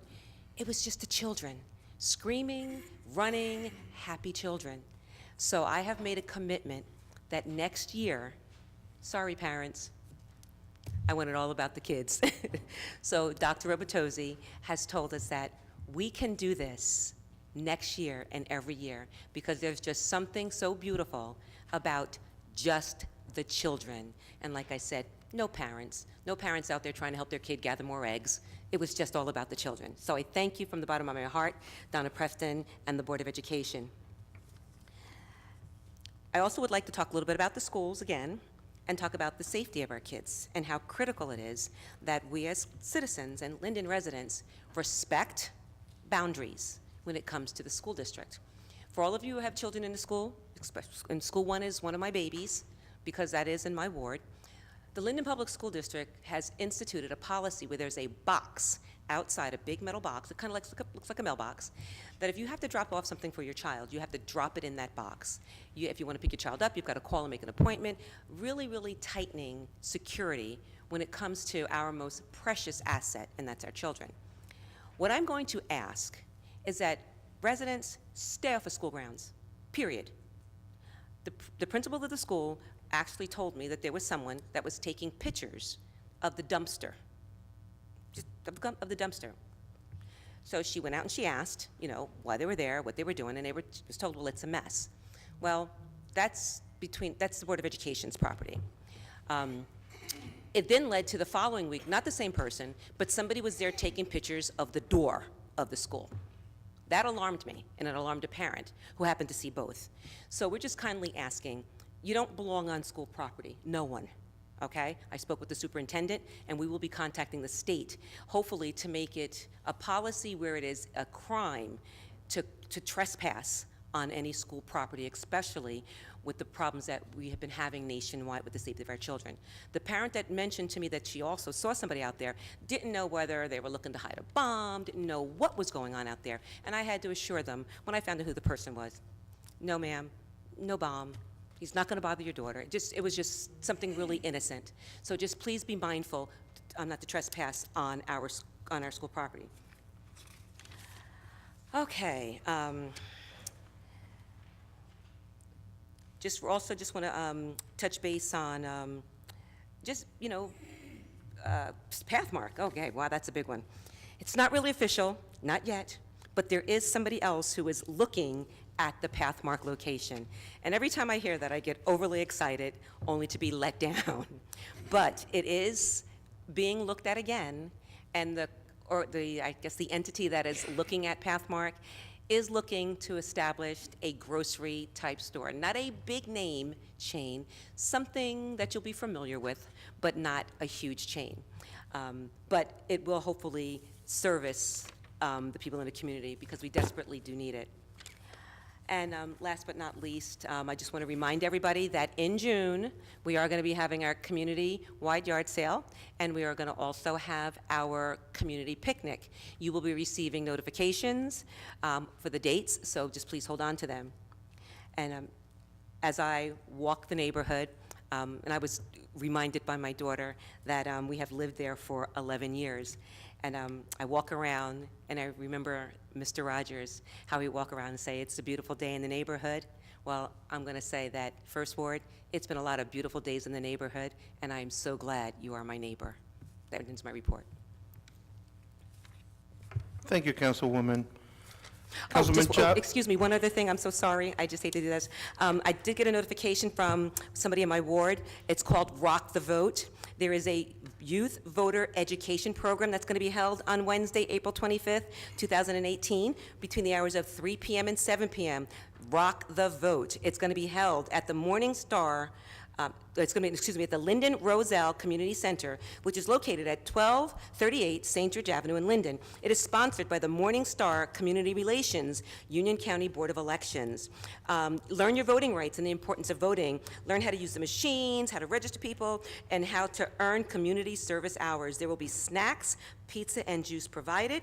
If you want more information, you can call Jacqueline Jenkins, area code 732-619-3658, or you can email community relations at morningstarccc.org. Once again, rock the vote. Save the date, Wednesday, April 25th, 2018. Come on out and learn all you need to learn about voting. Thank you. Are you sure now? I'm positive. Thank you. Councilman Javik, can you take it before she comes back? Okay, I'm trying. First, I'd like to thank Councilman Orman for all the help she gave me with the Easter egg hunt. It was fantastic, and her daughter was the perfect Easter bunny. My pleasure, Barry. Councilman Javik. We work well together. Right? Okay, so first, we're going to do the budget review and finance statement, which is approval is requested for the following finance actions. Number one, the payment of bills totaling $949,113.54. Bills have been signed by the mayor, council president, and finance chairman, and a detailed check register and vouchers are on file in the clerk's office. Two, we are in receipt of the investments made by the city treasurer for the month of March at the rate of 1%. I move for approval and ask for a second. Second. Mrs. Orman? Yes. Javik? Yes. Brown? Yes. Mohammed? Yes. Cosby? Yes. Roman? Yes. Strano? Yes. Yamakaitis? Abstain. Medina? Yes. Hickey? Yes. Mr. Alvarez? Yes.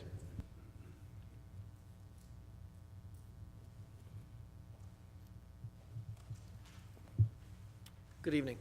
So tonight, my ward report is about one thing only, a little girl and her family who need our help in the second ward. Isabel Dominguez is in the first grade at school number 8. She was recently diagnosed with leukemia. When I recently spoke to her mother, she informed me she went for months being misdiagnosed. Mom kept at it, as mothers always do, and interpreted the doctor's reports and got her into the appropriate hospital to get the treatment she desperately needed. Michelle Rodriguez, the principal of school number 8, and Ahmad Shihad, Board of Education member, have organized a campaign called Together It Is Easier to show support for Izzy and her family during these difficult times.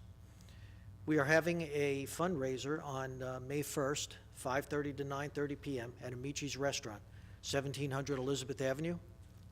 It's going to be $20 a person, and that includes dinner, and 100% of the proceeds benefit the Dominguez family. You can also make a monetary contribution as a community by labeling an envelope, Together It Is Easier, to school number 8 on Spruce Street or the administration building at 2 East Gibbon Street. For questions or other forms of support, please contact Michelle Rodriguez at school number 8. Her phone number is 908-862-4397. Email is mrodriguez@lindenps.org, or Ahmad Shihad, Board of Education. His phone number is 908-463-5151. That's A. Shihad at lindenps.org, or myself, B. Javik, at linden/newjersey.org. Phone number is 908-494-4608. Thank you all for your support. End of my report.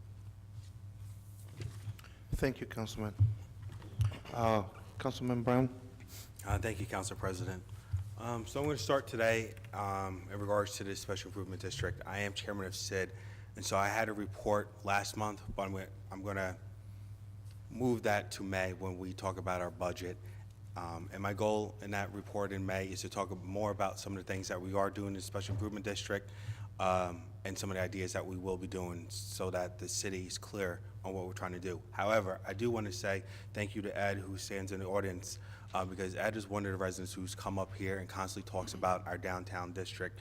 And while I appreciate his comments, Ed also took the time to come into our city office to meet with myself and our director, which caused me to think that what we want to do going forward is having an open door policy with our city district, which we have downtown, rather than individuals feel they have to come to a meeting to have a one-on-one conversation with the director and the staff in the office, so that the ideas that residents have, they're able to express it, and we're taking it serious and have that one-on-one type of meeting. So this is something that we are looking to do, to have set office hours, but also have a set times when residents can come in to express some of the concerns and ideas of that nature. I do want to thank the police department. I know the members aren't here, but our chief, I believe is either in March or February, the chief did appear on 101.5 and talked about what we're doing here in Linden. You know, a lot of times we hear about crime and things like that in regards to our town, but we don't hear enough about the work that our police department's doing and the community policing programs that they have been instituting. And so our chief was able to go on the air and talk about what Linden's doing and show Linden in a positive light, opposite of what a lot of other people are trying to do. Our police department are out there working hard, working thousands of hours to make sure our streets are safe. And I would like to thank the chief for being able to go on the radio and to express that. And one thing I do want to do is thank the Board of Education. Today, myself, Councilwoman Armand, the mayor, and some others were invited to go to a program the Board of Education has in regards to, I think it's what's called BizTown, New Jersey. BizTown, New Jersey. It's a program I didn't hear of, but I went with my daughter, Kiana, and this program's great. The Board of Education hit a home run with this program. And so hopefully the program, we will be airing this on TV 36 at some point, but this program is something that the Board of Education, the teachers, and the school district worked hard on for the last couple of months, and it gives kids the opportunity to see, you know, in a watered down version, what real life is as far as handling cash, as far as owning a business, as far as doing transactions, things of this nature. And the Board of Education, I just want to give my hats off to them because they did a really good job with this project. In keeping with the Board of Education, there is something that I am working with them, with the Linden Chamber of Commerce, with the Mayor's Youth Commission, and with the SID District, where as of recently as Friday, my contact at Six Flags confirmed that they're interested in coming to Linden to do a job fair with our youth. Possibly the location would be at the high school, where they're looking to hire anywhere between 100 to 200 students for this summer. From there, I reached out to the Linden Chamber of Commerce and talked to the president and see if we can get other businesses locally here in town to hire our kids. And if they couldn't hire them, open up an internship program with the idea of piggybacking off the mayor's Linden First program. We wanted to do something here in Linden with our youth. From that, talking to Danny Robertosi and Mike Bono, our SID director, we also want to go a step further, and that before the date that we have scheduled, which is in May, is offer the SID office to have students come in to do mock interviews to help them prepare for these interviews that they will be dealing with at the job fair. So as we formulate these plans, details will be gathered and dispersed to parents to encourage them to participate in this program as well. I do have other things I would like to report on, but I'll say that for my May meeting. End of report, Mayor. Council President. Thank you, Councilman. Councilman Mohammed? Thank you, Council President. ladies and gentlemen of the city of Linden. The Commissioner of the Board of Health approved the following at that meeting. I'm the liaison: 13 retail food handling license, 1 milk license, 1 event license, and 40 2018 vacant property registrations. Also, the 4th and the 8th Ward, I would appreciate if council members would be quiet while I give my report. Thank you for the courtesy in advance. Also, the 4th and 8th Ward, under the great leadership of the gentle lady, President Pro Temp Michelle Yamakaitis, will be co-hosting with me a ward meeting tomorrow at the John Street Center in the 5th Ward, but it will be for the 4th and 8th Ward. They all are welcome. And I would like to welcome all those persons from the 4th Ward.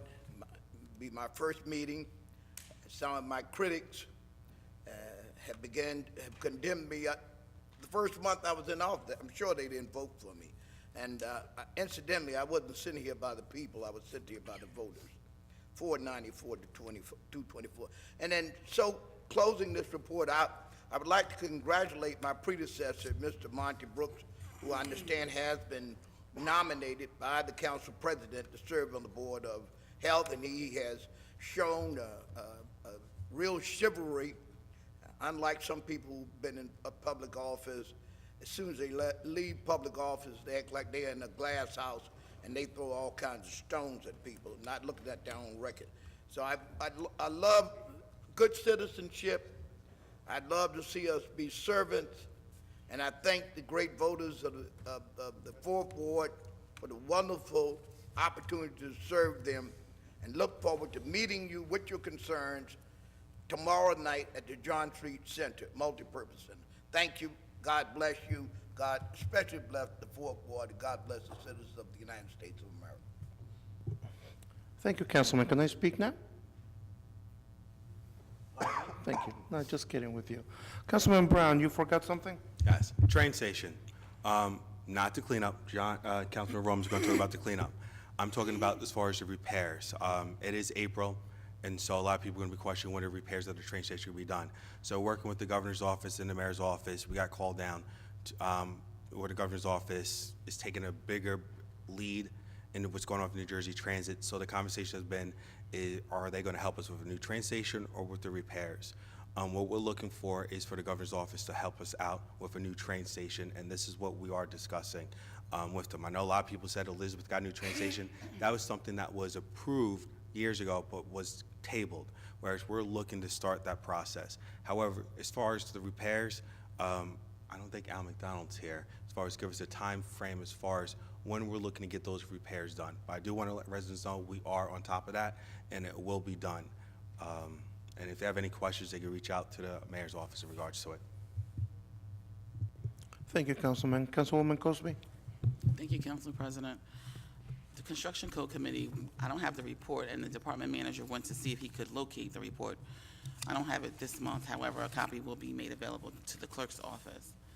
But from that committee, we're going to recommend that a light be installed at the following location: pole number 60390, located at 23 West Munsell Avenue. It was checked. The location is extremely dark, so I'm going to move that we have this installation done by public service, and I ask for a second. Second. Thank you. Mrs. Ormond? Yes. Javik? Yes. Brown? Yes. Mohammed? Yes. Cosby? Yes. Roman? Yes. Strano? Yes. Yamakaitis? Yes. Medina? Yes. Hickey? Yes. Mr. Alvarez? Yes. Thank you. There is no report from the Linden Roselle Sewage Authority. The meeting is actually next week, so I'll have a report from them for next month. And from the 5th Ward, I just wanted to give a couple of dates. This month it's our regularly scheduled community meeting. It's scheduled to be on Thursday, the 26th. And we're actually going to have end-of-life benefits. There's going to be someone there who's going to give us information about burial insurance and life insurance. We also have rescheduled the Rained Out Brain Injury Awareness, which is part of the Wellness Wednesday. So if there's anybody who may have a student athlete, or you may have a senior relative, or you just might be a little clumsy, just plan to attend the meeting, because brain injuries is a serious thing, and it doesn't always mean that you've been hit in the head. The nurses are awesome. The Board of Health has partnered with me, and we're doing this series citywide. So brain injury awareness is going to be partnered up with the regularly scheduled community meeting, and that's at the John Street Center, 6:30 p.m. on Thursday, the 26th of April. And I just wrote some other stuff down. That's the regular community meeting. And then we have the Lions Club annual fish fry. I do have some tickets if anybody's interested. They're $15 for the Lions Club dinner, which is the 27th at the John Gregorio Center, and that begins at 5 p.m. There's also a Legacy Awards that was started maybe two years ago. Now it's in the third year by a local resident, Mr. Howard. And so he's recognizing women this year, and one of the women being recognized is my neighbor. So I'm going to attend the event just to celebrate with them.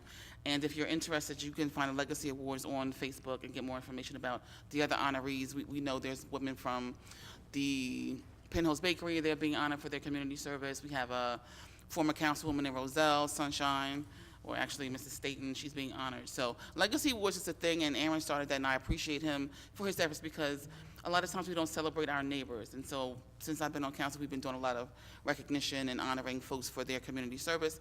And I'm grateful to him for doing that outside of any elected office or anything like that. He's doing it because he wants to recognize folks for their contributions to the community. And save the date, because on May the 8th, this is a new addition to my calendar. Normally my calendar is done in December, but this was an important issue for me. I'm a member of the Moms Demand Action for Gun Sense. And so we're going to have a partnership with a parent-only meeting, which is going to be on May the 8th at the John Street Center. And that's going to begin at 7 o'clock in the evening, so it gives everybody time to come home. It's a conversation about children, guns, and gun violence, and also if anybody's interested in joining, you can have an opportunity. We're just asking for people to register, and I posted on Facebook the new link, because the link that was there did not work, so we have a new link on Facebook, or you can give me a call at 908-718-7933, or send an email to rcosby@linden-nj.org. And also, a lot of the dates that I'm saying people may not remember, so if you are interested in getting text alerts for things that happen in the 5th Ward or notifications, you can text 07036 to the number 84483, and you're going to get notifications that are being sent out for upcoming events or emergencies and such in the 5th Ward. And it's free, it doesn't cost you anything if your texts are free. I think I don't have anything else. Oh, one thing that I do want to mention, though, from all the years that I was on the Personnel Committee, some of the things that I tried to do was to make sure that our employees had the tools and the skills to do their jobs best.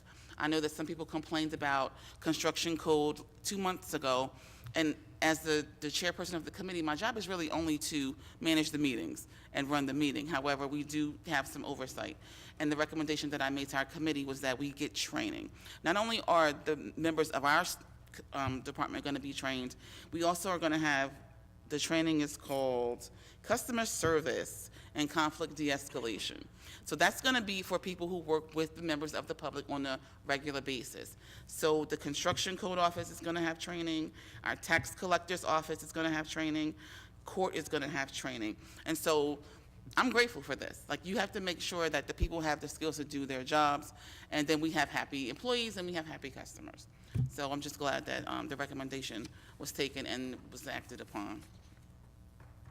The last thing I want to just mention is I do have a website.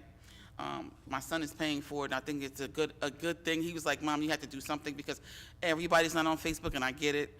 So just like my Facebook page is kind of a mirror similar to the website, is Rashona, RHASHONNA.com. And that concludes my report. Thank you, Councilwoman. Councilman Mohammed, you have something else? Yes, Councilman President, I do. I forgot to mention that the city of Linden, New Jersey, rabies vaccination for dogs and cats, and the Linden Board of Health will conduct a free anti-rabies vaccination program on the following dates: afternoon, 3 p.m. to 5 p.m., May the 7th, Monday at the Firehouse Elizabeth and Chandler Avenue. May the 9th, on Wednesday, the firehouse at West St. George Avenue and DeWitt Terrace, and the evening hours from 5 p.m. to 7 p.m., May the 16th, Wednesday at the firehouse at 302 South Wood Avenue. That concludes my report, amended report of that. Thank you for your courtesy. Thank you, Councilman. Councilman Roman? Thank you, Council President. Bear with me, guys. I'm feeling a little under the weather. I have a report here, monthly financial report from the Division of Transportation and Parking for the month of March 2018. I'm going to skip through everything, but New York side and Trenton side, credit card transactions, parking meter collections, railroad permits, and merchant permits, all is a grand total of $82,666.70.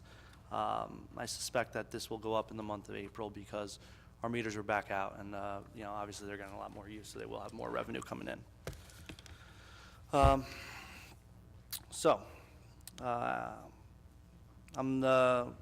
honored to be the Board of Education liaison, and Dr. Robertozzi, the superintendent, recently approached the mayor and I to sit down with Chief Hart and a couple other officials to discuss, as Councilwoman Norman talked about, the public safety of our schools. And he is putting out a proposal, kind of like a shared service, where we hire Class 3 officers. In 2016, I think, the state, passed a law where we could have Class 3 officers from some serious stringent guidelines. They have to be retired within the last 3 years or so. They have to be under 65. But Dr. Robertozzi is looking to hire 4 of them, to put 1 in the high school and 3 otherwise in 3 of our bigger schools, to increase the public safety of our schools. And it's really a very low cost. It's not an expensive proposition. So I'm excited about the conversation continuing between council and the Board of Education as a shared service. We had a public properties meeting. Councilman Strano will go into that in the personnel, but we're planning on hiring 4 laborers. They're understaffed over there. This is going to get a lot of people on the ground helping out public property, including the train station. So I'm excited about that. I live right next to the Meridia building that's going to go up on Linden and Wood Avenue. It's a big pile of rubble. They're actually getting it out of there within a week. At first, there was no fencing. They started tearing it down. I ran out there and said, hey, guys, do this up a little bit better. So they've been getting the rubble out very quickly. I watch it from my backyard daily, and I think they actually be done with it within a week. So you'll see groundbreaking for that later this spring. So last month I announced train station cleanup, 6th Ward cleanup. I ran on this, and there's trash everywhere. As I said, it looks like apocalypse hit. So I moved it from the 15th to the 21st because of weather concerns at first, and then it ended up being beautiful. But I also wanted to give people more time, get another announcement on it, and kind of bring everyone together. I've been overwhelmed with the support from the community, the donations from restaurants, donations from people, bags, gloves. I got a whole treasure cove of things I'm going to bring out there. The mayor and Councilman Brown and other members of council are also going to come out. We're going to power wash. We're going to paint. I have an art project I have planned that I've been talking about for years. Flower pots galore. We're gonna walk and we're gonna clean. We're gonna clean the train station. We're gonna clean the 6th Ward, and I'm super excited about this coming Saturday at 10:30. So if anyone wants to come out, come donate an hour. I'm gonna bring a lot of food. We're gonna have fun. We're gonna clean the place spick and span together. So thank you for that. Okay, so this is a little bit of an experiment. I want everyone to take out your phones. Crazy, I know. Everyone at home too. I need everyone to take out their phones and go to the App Store and look up an app. It's called See, Click, Fix, no spaces. The app is essentially just showing you Google Maps, but you're able to register a complaint. Say there's a pothole on Linden Avenue. You can literally just pop a little arrow on it and it says, massive potholes right here, take a picture of it, and it goes up on the app. I'm sitting here with the app, I'll see it. Anyone else who downloads the app will see it. Summit's using it, Cranford's using it. They're actually contracting with the application company to where the complaints go directly to the pothole guy or the complaints go directly to whoever. So I want everyone to go download this app, you know, give it a little trial run. If maybe 10 or 20 people around the city use it, we'll see problems quicker, and, you know, I'll see it and I'll designate it to the right department, and we'll get things cleaned up faster. Technology is a crazy thing, so I wanna start using more of that. So that, as always, you can contact me 908-494-5784. Follow me on Facebook, John Francis Roman. Taking sidewalk lists, so if you have a messed up sidewalk, please give me a call. And Council President, that concludes my report. Thank you, Councilman. It's funny, you know what, I'm here, I'm able to see everybody. Councilman Roman says, take out your phone and check this app. I looked around, all the millennials are the ones who went for the phone, except for Mr. Principato that I saw him looking there. He still can't find it, but it's funny. See, click, fix, Mr. Principato, 1706 Westover Road. To add a little bit to what Councilman Roman said, besides the cleaning that he is taking care of, I partner up with Painters and Glazers Union. I don't remember the whole number, but they're out of Newark. They're coming in, they're going to be power washing underneath the train, and they're going to get some journeymen and some apprentices to come in and paint underneath the train for us. They're going to come in, join us with the cleanup, and while they're painting, I believe they're bringing food, hopefully music, have everybody have a good time, and let's do this for the city. It's not costing us anything, and we are able to get a little bit more accomplished. And I do apologize that I did not tell Mr. Dan about this. I was in contact with Mr. McDonald about it since he's from Properties. But I will speak with you at the end of the meeting and let you know exactly what's going on. But come join us. It'll be Saturday morning. If you're just walking through, be careful. There's going to be a lot of painters. And I believe the washing is going to be done either Wednesday, Thursday, or Friday. They're going to let me know, and we're going to arrange it. And for those of you who take the train, you know, don't get wet. Okay. At this time, I just want to add Roman? on top of that, Councilman Brown, I was in contact with a power washing company that does this for a living, does downtowns for a living, and they're coming in and power washing sidewalks and around the train station area at the same time. I mean, this is almost like essentially 100% free of taxpayer funds. A lot of donated labor. It's just a good community thing, so please come out and join us. We're going to feed you, and we'll have a good time. Thank you. thank you, Councilman. Councilman Strano? Thank you, Council President Alvarez. I have the personnel report in front of me. Has everybody digested it? Is there any questions before I read it? I see none. So I'm going to I read have this. a question. I have my hand low, I'm sorry. I couldn't see you. I have a couple of people I know, blocking sorry. me. You Go ahead. know what? I'll ask offline. It's just so I'm clear on something.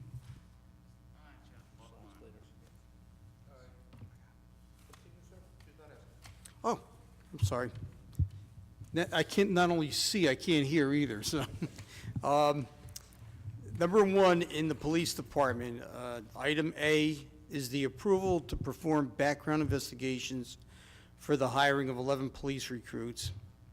Item B is the approval of the intergovernmental transfer of Union County Sheriff Officer Dominic Melly to police officer at the annual salary of $50,000 pending the successful completion of pre-employment requirements that are effective May 1st of 2018.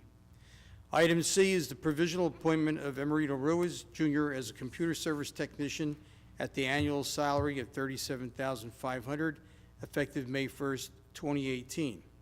Item D, the hiring of Melissa Stanley, clerk 1 at the annual salary of $34,548 effective May 1st, 2018. Item E is accepting the resignation in good standing of Claudie Toussaint, Public Safety Telecommunicator Trainee, effective March 27th of 2018. Under heading number 2, Department of Community Services.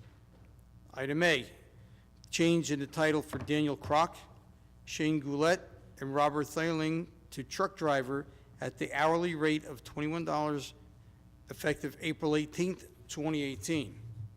Item B, accepting the resignation in good standing of Eric Hafner, laborer, effective March 30th, 2018. Item C, accepting the resignation in good standing of Oscar Goff, a laborer, effective April 9th, 2018. In the Department of the Treasury, A is amending the retirement date of Margaret Nadler to July 1st of 2018. Item B, change in title for Tanya Kellinghoff to Assistant Payroll Supervisor as per Civil Service Desk Audit retroactively effective September 2nd of 2017 at no change in salary. Item 4 in the Department of the Public Properties and Recreational Services. A is the approval of the seasonal list, which is on file. B, permission to post for one full-time election, Tier 2, at the salary range of $30 to $40 per hour. Item C, permission to post for 4 full-time laborers, Tier 2, at the hourly rate of $15 per hour. And item D is permission to post for 1 full-time diesel mechanic, Tier 2, at the hourly rate of $21 per hour. And under heading number 5, in the Fire Department, A is accepting the resignation in good standing of Vincent Guarino, probationary firefighter, effective April 16th of 2018. And item 6, under personnel, A is the FMLA/NJFLA, employee number 000267, FMLA 41318 through 527 of 18. I move for approval and ask for a second to this report. Second. Mrs. Ormond? Yes. Javik? Yes. Brown? Yes. Mohammed? Yes. Crosby? Yes. Roman? Yes. Strano? Yes. Yemakaitis? Yes. Medina? Yes. Hickey? Yes. Mr. Alvarez? Yes, but to make it clear, 4B is electrician, not election. 4 tier of what was it? Full-time electrician, not full-time election. You can hear, you can see, oh my God, we're Can't done. read where it said, man. And that was a yes, Mr. Bodek. Thank you for the correction. I'd like to congratulate all the recipients of the resolutions tonight. Certainly want to congratulate Mayor Armstead on being elected as the Greater Gateway Chamber of Commerce Mayor of the Year. That concludes my report. Thank you, sir. Councilwoman Yemakaitis? Thank you, Council President. Good evening, 8th Ward and City of Linden. I'm going to start, I have a message from the Bayway Community Advisory Panel, which is also called the CAP. The turnaround maintenance program at the Phillips 66 refinery is now complete. I was asked on behalf of Phillips 66 to extend to the residents of Linden a thank you from the refinery for your understanding and patience during the turnaround. We had a lot of increased traffic in the city with a load of contractors hired to do the turnaround, as well as often some noise and rumbling. So they just wanted me to express their thanks for, being so patient with this. On to the 8th Ward report. Tomorrow, April 18th, I will be co-hosting a 4th and 8th Ward community meeting with Councilman Alfred Muhammad at the Linden Multipurpose Center on John Street, which the address is 1025 John Street. Our special guest will be our new Director of Public Works, Frank Dan, and our new Police Chief, Dave Hart. The meeting starts at 7 p.m. These meetings play a key component in helping our department heads and city leaders hear concerns from the residents that we may not be aware of. So we ask if you have an opportunity to please come out.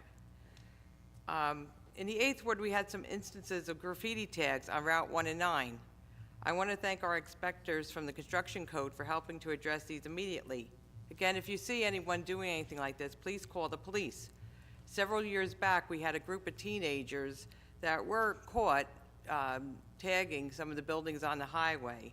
They were taken into court, but part of what they had to do was to send an apology letter to the community for damaging the property and deteriorating the area. So that I was given to read at a community meeting. So the kids were really apologetic for what they did. But one thing they did mention, that this was also done between usually the hours of 3 a.m. and 5 a.m. So once again, if you see something, say something, call the police. I have put in several requests with the state to have the Route 278 bridge tags removed, but we are on a list, so we're waiting. Our DPW is not allowed to go on the highway and shut down the highway to do that, unfortunately. Otherwise, we would have had it done already. But unfortunately, we have to wait for the state, but it is on the list to get done. This Saturday, April 21st, Dragon Fit Martial Arts Academy, located on Greer Avenue, will be having their 5th anniversary of their school. They're going to be having a ribbon cutting at 10 a.m. We ask any residents or any of the city of Linden or anywhere to please come join them. They really do put on a great program. They also offer classes, inclusion classes for children with special needs. Master Matthias is excellent with the kids, so if you're looking for a program for your children or for yourself, please consider coming out and see what they have to offer. Again, it's 10 a.m. this Saturday. The Sitter-Size program will be offered next Tuesday, April 24th, for several weeks at the 8th Ward Community Center on Bettle Place. The program is an exercise program where participants sit in a chair. All Linden residents are welcome. For more information, please call the Recreation Department at 908-474-8666. Save the date also. Kids to Park Day will be held on Saturday, May 19th from 12 to 4 p.m. at Wilson Park. This will be the 3rd year that the Mayor's Youth Commission, the Recreation and Public Properties Department will be hosting this event. It's a great event to try to encourage children to use the park. So I know the Mayor's Youth Commission has been working very hard on getting some great ideas to make sure the kids have a great time that day. I would like to also take this opportunity to congratulate Mayor Armstead on receiving the honor of Mayor of the Year from the Gateway Chamber of Commerce. There were numerous nominations for Mayor of the Year, and part of the criteria was how is the city running under their tutelage. They looked at the economic development that's going on in the city, the garbage tax. I mean, Linden was the only city in Union County, possibly even the state, to have a garbage tax, and it was a big deal to be able to get rid of that. It was an unfair tax, and we were able to sharpen our pencils like we were asked to do and get rid of that, as well as lower the taxes by $12.77. Not much, but it's a long time in coming. And 3 years ago, I never would have thought that we would be sitting here saying we reduced our taxes. And I think next year you will see what our Finance Committee has been working on, a 5-year plan. It's not going by the seat of your pants year after year. The Finance Committee, as well as this council, has been working on making sure we're looking ahead, not just going like week to week, balancing a checkbook. So again, I want to thank Mayor Armstead. This is a well-deserved honor, and that concludes my report, Mr. President. Councilwoman, since I guess today is my day to correct everybody, you said Recreation 8600 or DPW? I think you gave the wrong number. 666 instead of that number. No, it's 474 8666 for DPW. 866. No, it's 8600, I believe, for That's recreation. That's recreation. That's where they have to call, not public works. Not public works. Not for kids to park there. They get enough calls. All right. So I stand corrected. Thank you, Councilwoman. Councilman Medina. Yes, Council President, good evening, everyone. I just have a small report for the 9th Ward. Just want to touch on 2 projects that I'm working on for the 9th Ward. The first one is a Raritan Road project. I reached out to the county. We had a conference call the other day with our police chief, their director of public safety, their chief of police as well. A lot of concerns on Raritan Road and that long stretch between, I guess, Dow Centennial all the way down on Wood Avenue. And they currently are conducting a traffic study, so if you go on Raritan Road, they have the actual counters on the road itself. So what we're looking to do is, A, enforce the speeding and possibly add a curb line on Raritan Road between Orchard and Lucian. The problem is there, the folks are having a difficult time pulling into the driveway because they have to make a wide turn into their driveway, and people are, a little bit impatient and are passing on the right-hand side, creating or causing some near-miss collisions and whatnot. And plus, we have a lot of issues on that curve on Raritan Road. So I'm hoping to see a report from them soon. It's going to take a few weeks. Again, we're doing our best we can. Again, our police chief was on that call. Really want the county to kind of step up their game and try to enforce Raritan Road and Northwood Avenue with the speeding right off the Parkway. It's just getting worse and worse, and I really do feel for those families on Raritan Road. So be a little patient. Help is coming. The study is being performed, and hopefully we'll put some tools in place that help curb some of those issues. The second project is the Wood Avenue project, and I call them project. I label them project. These are things I'm really working on, trying to get accomplished. Wood Ave between Raritan and Amsterdam is a city road. That road hasn't been touched in 36, maybe 38 years, and been trying to get that road paved. We just don't have the cooperation from Roselle. Also, that road has been stricken with truck traffic from the Cranford Industrial Site. So the idea here, and again, trying to schedule a meeting, get all the parties involved, our engineering, both mayors from both towns and whatnot in the county, to kind of sit down together. I already had the initial phone call, but the idea is to possibly have the county adopt this road and pave it. When I suggested the paving part, they said I was kind of reaching a little bit far because they don't normally adopt roads without being paved. But I explained the situation, just having that road bordering two towns and trying to get the cooperation of the other side of the town, because we're not going to pave one side of the road. That's just ridiculous. But the road hasn't been touched in 36 to 38 years, and it's in really, really poor shape. Our DPW guys are constantly there. I know our director's sitting back there, but we're there every other week. It's really bad how those holes just continue to open up, and it needs to be paved. And it's not cheap to pave that stretch of road. It's a long stretch of road. And the reason why the county, I'm pursuing the idea of the county adopting the road, because again, it sits between two county roads, Amsterdam and Northwood Avenue. So I think this will just connect the link to that missing, I call it the missing bridge, I guess, but looking to connect the links here, and hopefully it'll go smoothly. But again, this is going to take some time, and going to have some conversation. All the parties that need to be involved will be at this meeting, and hopefully there'll be some sort of a solution or some study to move forward and look at the idea even stronger to adopt that road. Also, wasn't going to mention this, but my counterpart, Councilman Roman, mentioned the app. We have a lot of great technology out there. We use Nextdoor Sunnyside. We use the Facebook platform to connect with people and channel. That's a great app, by the way. But I just want to make mention, we do have a scheduled technology meeting on the 25th to discuss. I know the mayor brought this up a couple years ago with bringing in an app company to tie in the rewards. So we're going to discuss the idea a little bit further. And our basically the technology committee goal is to find a company that can provide us with certain tools.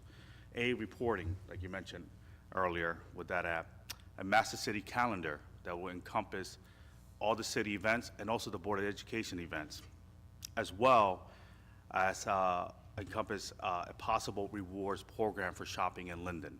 So these are things that we're going to talk about on the 25th. You're more than welcome to attend, Councilman, and I'd like to get your input on this as well. But I know this is something that was talked about a couple years ago, really didn't go anywhere.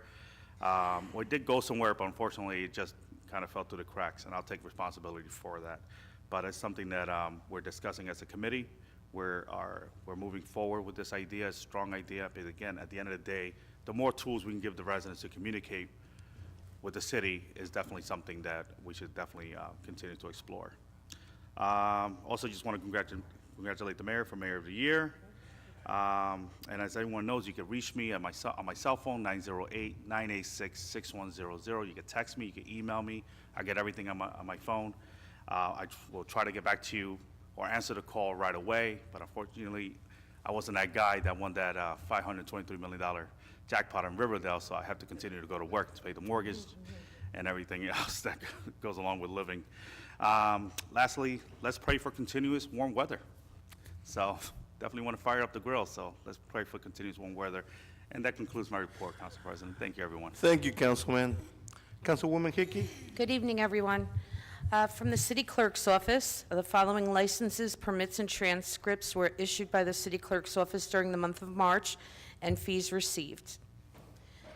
130 birth, death, and marriage transcripts, 25 marriage civil union licenses, 3 miscellaneous revenue, 4 bingo raffle licenses, 243 EDRS vital statistics, and interest. The city revenue was $5,761.66, and the state revenue was $625. Also in the city clerk's office, the licensing division is submitting this monthly report for the month of March as well. The office issued 1 dog license and 64 miscellaneous licenses and collected $6,765. I also wanted to add to Councilman Mohammed's report regarding the rabies clinic, that at that event, the city clerk's office will also be there, and they will be able to provide dog licensing that day. From the Linden Fire Department, the Fire Prevention Bureau collected the following monies during the month of March 2018. Permits and fees, $9,270. CSDS MAC, $3,730, and fire prevention, $20.75, with a grand total of $13,021.54. And lastly, the deposit from the ambulance reimbursement systems for March 2018 was $68,962.77, making the total deposits for 2018 $228,831.60. Lastly, well, I have a short report too. I just want to congratulate everybody that received recognition tonight.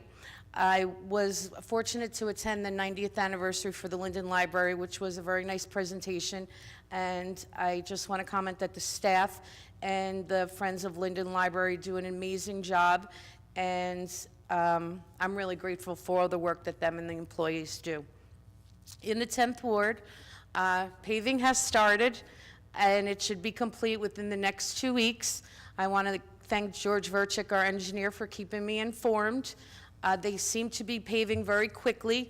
It's hard to get a time limit on which street they're going to be on and where, but I can tell you that if they are paving in front of your home, it's about 30 to 40 minutes, I was told by the contractor, before the asphalt is dry.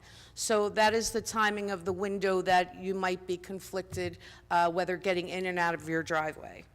Also sidewalks, if anybody's interested, has any issues with any sidewalks in the 10th Ward, please give me a call, 908-347-4548.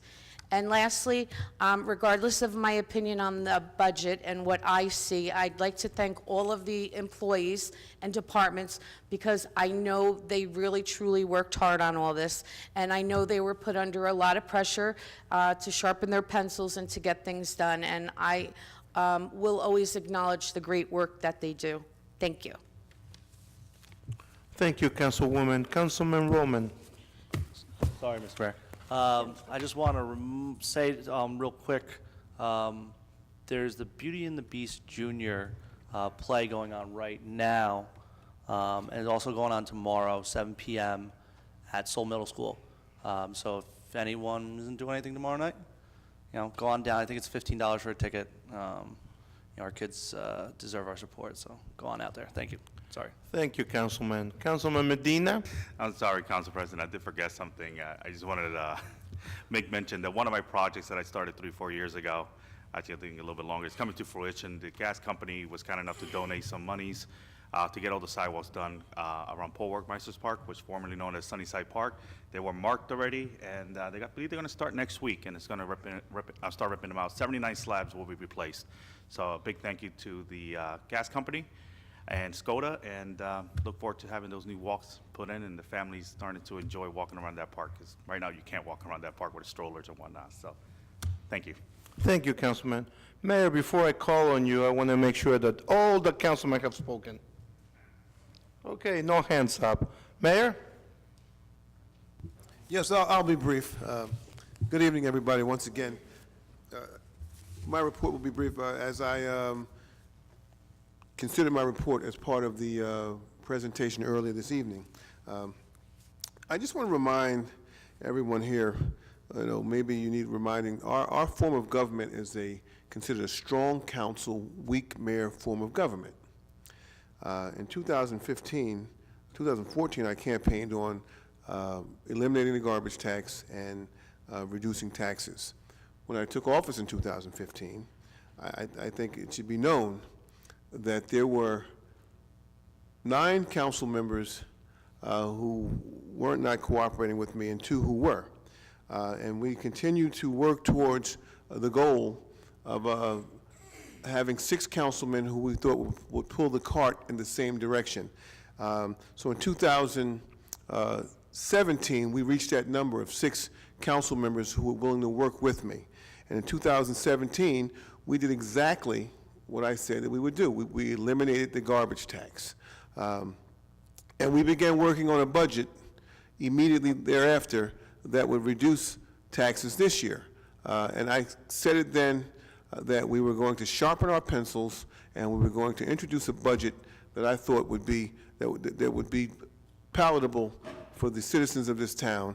And that is exactly what we did this evening. And I don't want to beat a dead horse, but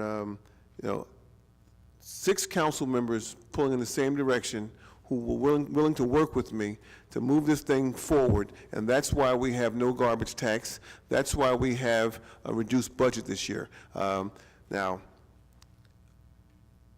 I challenge those council members to continue, those who are working with me, and I challenge those who are not so willing to work with me to pull this cart in the same direction, because it can be done. I've never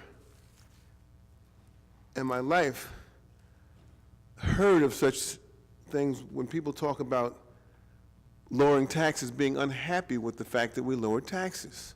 I mean, I just can't, I'm really taken aback over the fact that there's some commentary with regards to lowering taxes. I thought that's what we were here for, to lower taxes and make things more economically better for our residents in our town. So again, I feel like 6 of you have worked with me to move projects along. I thank you. Hopefully the light will go on, and the rest of you council members will dig in and start taking on some of these projects and see to it that they can move along a little bit faster so that we can bring some real savings to the residents in this town. And that concludes my report, Mr. Alvarez. Thank you, Mayor. Mayor, I can't speak for everybody, but I can only speak for myself. Nobody's unhappy that the taxes are down. Personally, I'm very happy. I just think that next year's going to come back, it's going to hit us hard. Well, that's exactly what you said when I lowered the garbage tax. When I eliminated it, we were going to have a problem with lowering taxes this year, and we were able to lower them. And if you remember, I told you the idea was good, but we shouldn't have done the whole thing all at once. Now, it was done, and now the taxes are lowered, which it's great. I'm going to pay less. I agree. Of course, it makes me happy. You're going to pay You're going to pay less next year also, and I can assure you that you'll pay less next year. I have some very good people on the person on Finance Committee, or the Finance Committee, and Councilman Javik, Councilman Brown have dug in, they've dug their heels in, and we're not going to have an increase. And Councilman Brown, I mean, as part of my report, Councilman Brown, would you please just elaborate a little further what we got going next year? Hold on, Councilman, hold on a minute. Mayor, I hope the taxes get lower next year, and I'll be happier. And you know something? With that extra money, I'll take you out to dinner. You know, Quote me. I appreciate that. Okay, thank you. Is Heard it there here first. anything you want to say, Councilman Brown? Yeah.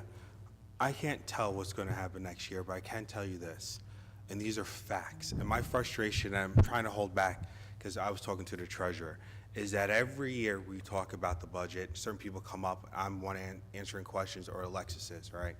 And we put out a memo, which I'll share with the public, for the same people who are on this dais complaining about taxes, for them to come with ideas to the table.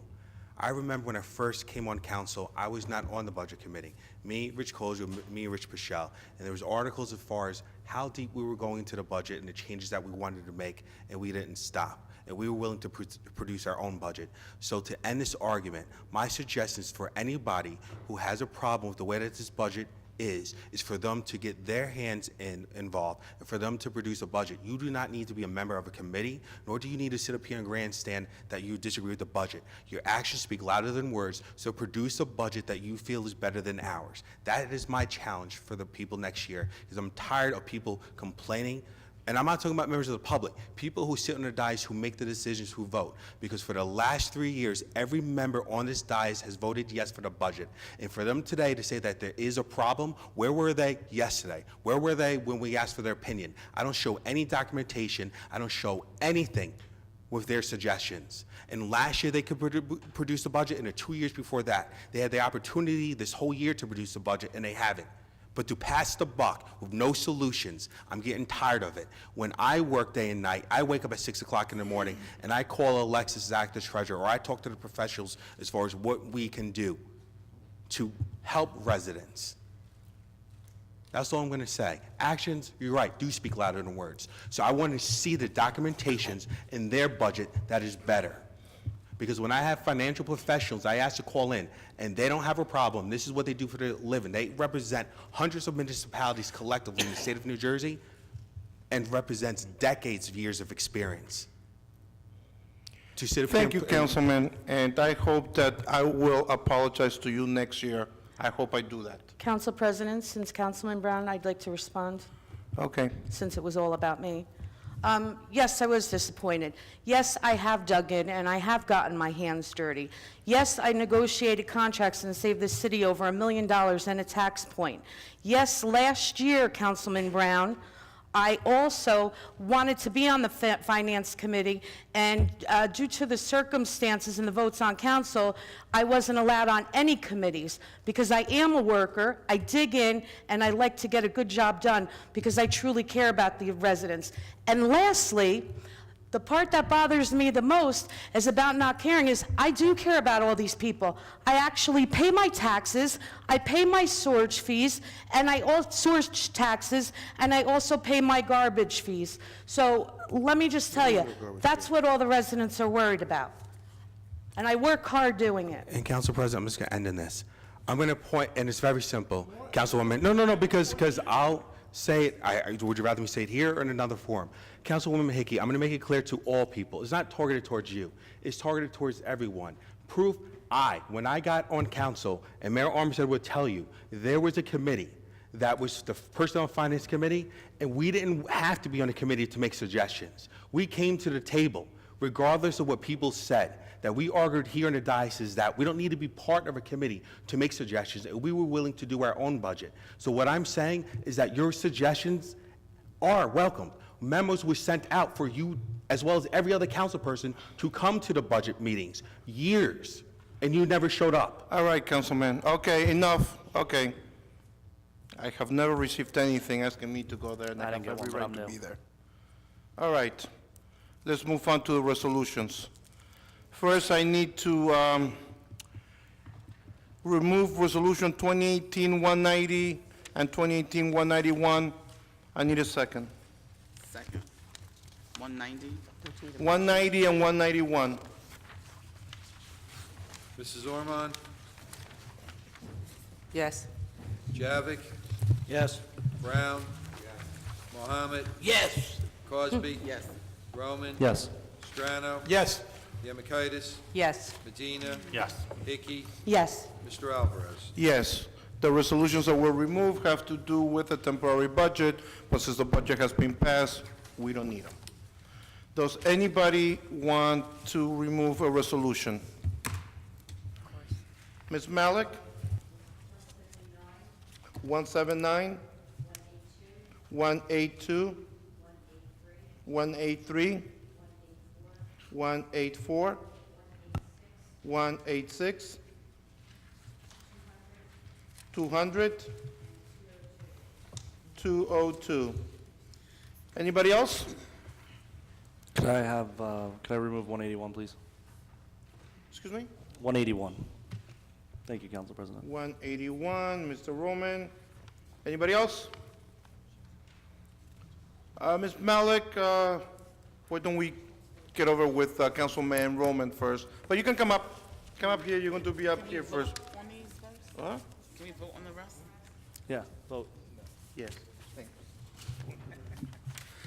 Can I have a motion to approve? I got it.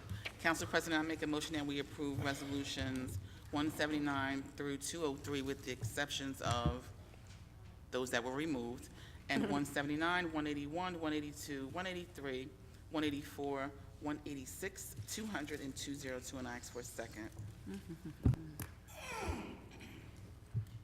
Second. Mrs. Ormond? Yes. Javik? Yes. Brown? Mohammed? Yes. Cosby? I am abstaining on 185, 194, and 197, and I'm voting yes to the rest. Roman? Yes. Strano? Yes. Yemakaitis? Yes. Medina? Yes. Hickey? Yes, with the, a no to 185. Mr. Alvarez? Yes. Okay, Mr. Roman, 181. I discussed this in caucus, I believe. I just wanted to be on the record that we're applying for and may still not get it, but we always get this grant, whether we ask for 150 or get 150, we might not get that much. Each council member gets $300,000 to, or give or take, to pave our roads in our wards. This year it's even, so it's 2, 4, 6, 8, and 10. I believe that, and I just wanted confirmation that this is not adding to one council member's 300,000, and they're not getting more than that. Because I went back into the grant over the last 4 years that the freeholders have been giving it out, and it went to only 3 wards over the 4 or 5 years. So I want just confirmation on the public record that this is not adding, and this is just kind of evening out. I'm not sure who I get it from. I assume Mr. Burchak. Mr. Verchek? Resolution 181, the county grant to pave the roads. What exactly is your question? My Councilman? question, and to be on the public record, that we're all evening out and that no other council person's getting anything extra. Thank you, Mr. Burchak. That answer was yes in case it wasn't heard. Ms. Malik, 179.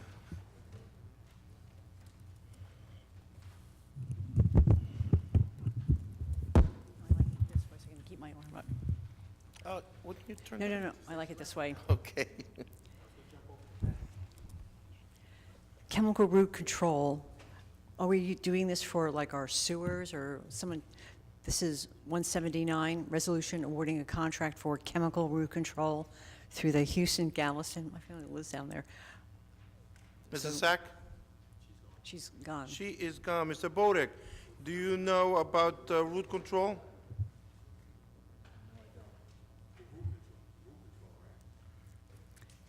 This is cleaning, yes, 179. Is this cleaning sewers or? Mr. Dan, do you know anything about chemicals from Duke's root control that we're going to be using? And what, when we, root control where?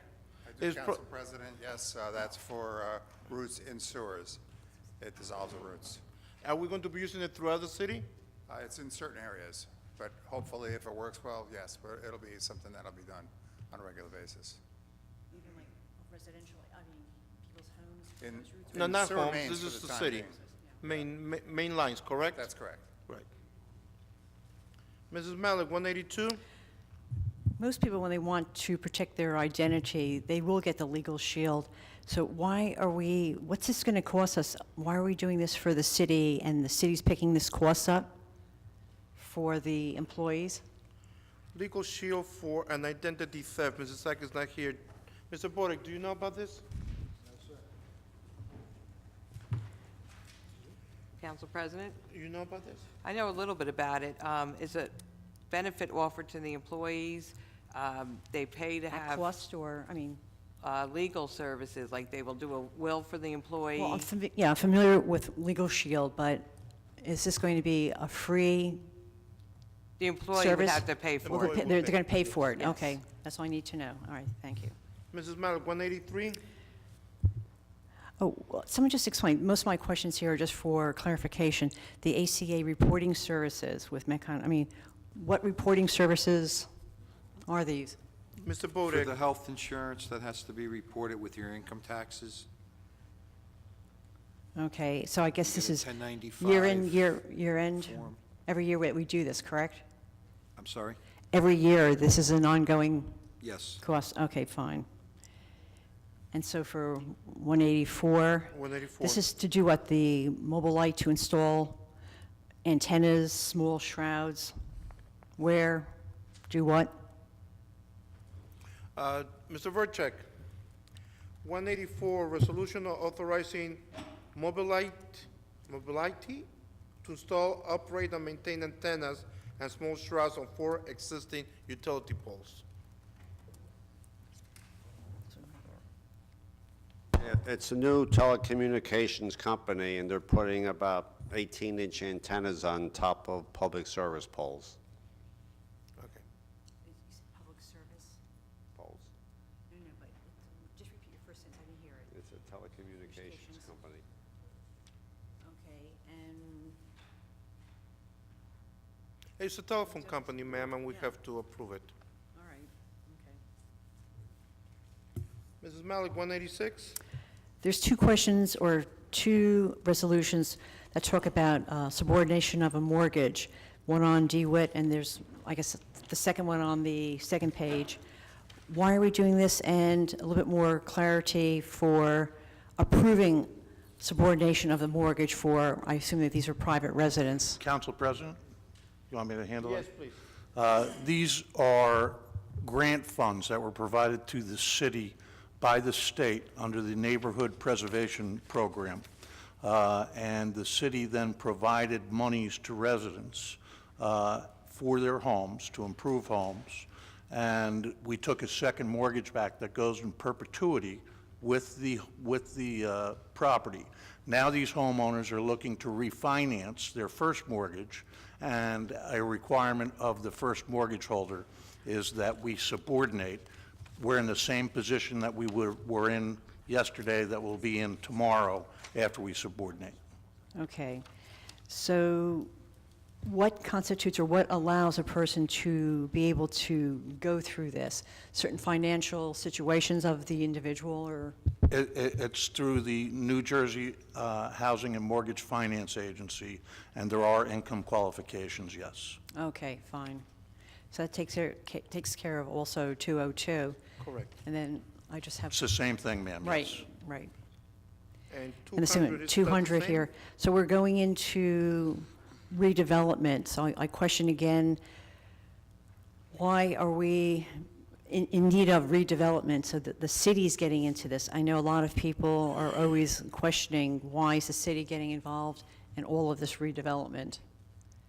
And we now have this new area. And also, what is exactly this area block? 587 lots 1 and 2, where is this? Mr. Bodek, do you know what Block 587, lots 1? It's the ISP, I believe it's the ISP DuPont redevelopment area. That's on the other side of the turnpike. Okay. But again, just to bring up the point, why is the city getting more and more into this redevelopment? You may be misunderstanding. We don't do the redevelopment. We grab a piece of area, we call it redevelopment, and it gives a chance for developers to come in and fix it, work on it, change it, build. And that's what we're trying to do. We have done a few of them that you have seen already. A lot of them will include a pilot program, and it helps the developer come in and start developing. And the pilot program is where we're giving them special, tax preferences and things of that nature, correct? Yes, but it's not what people believe. People automatically out there say they're not paying taxes, and that's incorrect. Tax holiday. Okay, it's not. A pilot program is a way where they save some money up front, and at the end, the city gets its money. Repeat that last sentence. The city gets, in the long run, the city will get the money that is. The sentence before that, you said they do something and the city? They have a break as far as they're building. Okay. The pilot, just a pilot, any type of pilot. Well, irrelevant, don't get into it, that's what it is. Okay, the developer comes in, we help them out, they can develop and develop on our city, and at the end, we have a nice building or warehouse, Hopefully. whatever it is. All right, thanks. Can I have a motion for 179, 181, 182, 183, 184, 186, 200, and 202, please? Council President, I make a motion that we adopt the resolutions that you just read. I ask for a second. Second. Mrs. Ormond? Yes. Javik? Yes. Brown? Mohammed? Yes. Cosby? Yes. Roman? Yes. Strano? Yes. Yemakaitis? Yes. Medina? Yes. Hickey? Yes. Mr. Alvarez? Yes. This time, we're going with first readings. Mrs. Honan, can you please read 62-25? Sure. Bond ordinance authorizing the resurfacing of various streets in and for the city of Linden, appropriating $3,190,000, therefore, and authorizing the issuance of $1,843,950 in bonds or notes to finance part of the cost thereof. Does anybody want to make a comment? No questions, just comments on the introduction of this ordinance. In that case, may I have a motion to introduce? Council President, I move for introduction of ordinance number 6225 and request a second. Second? Mrs. Ormond? Yes. Javik? Yes. Brown? Mohammed? Yes. Cosby? Yes. Roman? Yes. Strano? Yes. Yemakaitis? Yes. Medina? Yes. Hickey? Yes. Mr. Alvarez? Yes. Mrs. Honan, can you please read 6226? An ordinance to amend and supplement Chapter 2 Administration of an ordinance entitled, An Ordinance Adopting and Enacting the Revised General Ordinances of the City of Linden, 1999, passed November 23rd, 1999, and approved November 24th, 1999, and as amended and supplemented. Delete Section 2-61 in its entirety and add new Section 2-61 as follows. 2-61 Linden Cultural and Heritage Committee. Is there anyone that wants to make a comment on this introduction? I do, Council President. Yes. Just to let the public know, this is strictly to amend the, to fix the terms so that they're staggered and how they're supposed to be. This is not changing anything with the Cultural and Heritage Committee. So just to let the public know that. Anybody else? May I have a motion to introduce, please? Council President, I request for introduction on ordinance number 62-26 and request a second. Second. Mrs. Ormond? Yes. Javik? Yes. Brown? Mohammed? Yes. Cosby? Yes. Roman? Yes. Strano? Yes. Yemakaitis? Yes. Medina? Yes. Hickey? Yes. Mr. Alvarez? Yes.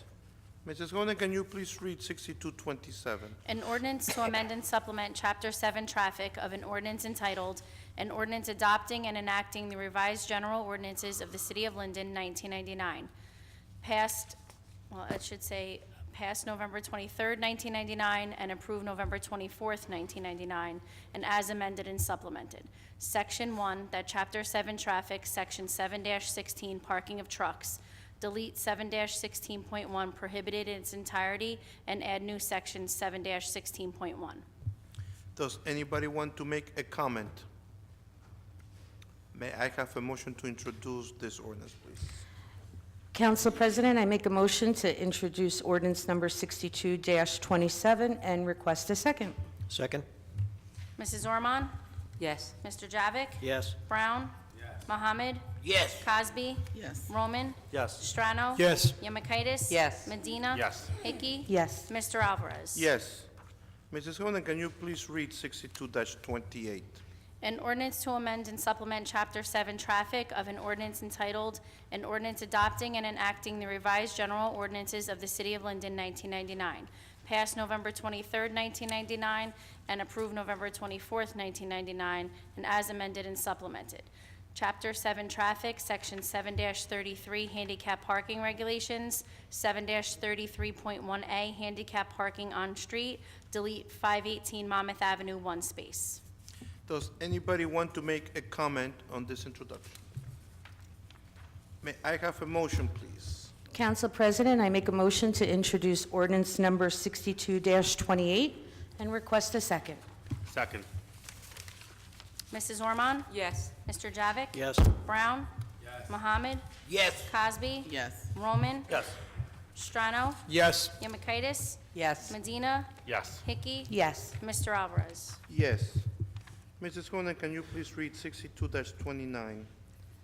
An ordinance to amend and supplement Chapter 7 Traffic of an ordinance entitled, An Ordinance Adopting and Enacting the Revised General Ordinances of the City of Linden, 1999, passed November 23rd, 1999, and approved November 24th, 1999, and as amended and supplemented.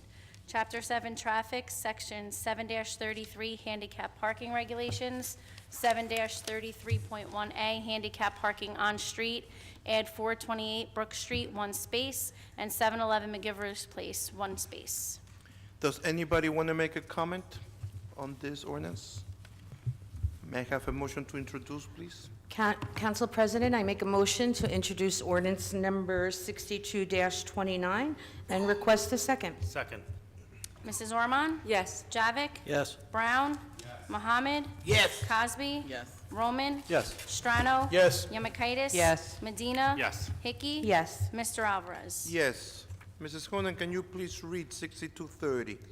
An ordinance to amend an ordinance entitled, An Ordinance Establishing a Schedule of Titles, Salary Ranges, and Regulations for Maintaining the Classification and Salary Standardization Plan of all employees of the City of Linden, passed August 15th, 1995, and approved August 16th, 1995, amending and modifying Schedule 4MM3.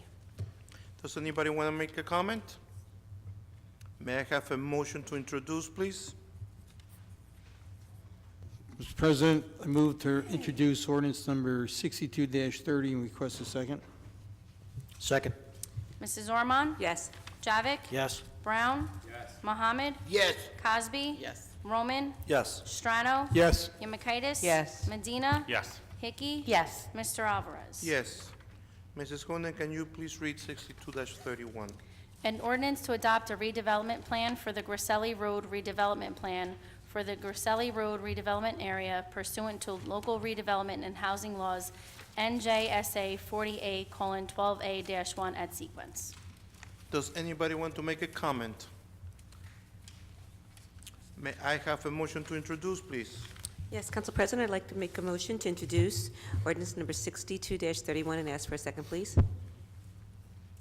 Second. Ormond? Yes. Javik? Yes. Brown? Mohammed? Yes. Cosby? Yes. Roman? Yes. Strano? Yes. Yemakaitis? Yes. Medina? Yes. Hickey? Yes. Mr. Alvarez? Yes. Mrs. Honan, can you please read 62-23? Okay, it's going to be numbered 62-32 for introduction. An Okay. ordinance providing an appropriation of $508,700 for the acquisition of a citywide camera system for the police department and authorizing the issuance of $483,265 in bonds or notes for financing part of the appropriation. Does anybody want to make a comment? May I have a motion to introduce 62-32? Council President, I make a motion to introduce ordinance number 62-32 and request a second, please. Second. Mrs. Ormond? Yes. Javik? Yes. Brown? Mohammed? Yes. Cosby? Yes. Roman? Yes. Strano? Yes. Yemakaitis? Yes. Medina? Yes. Hickey? Yes. Mr. Alvarez? Yes. Mrs. Honan, can you please read 62-33? An ordinance providing an appropriation of $243,100 for the acquisition of an ambulance for the fire department and authorizing the issuance of $230,945 in bonds or notes for financing part of the appropriations. Does anybody want to make a comment?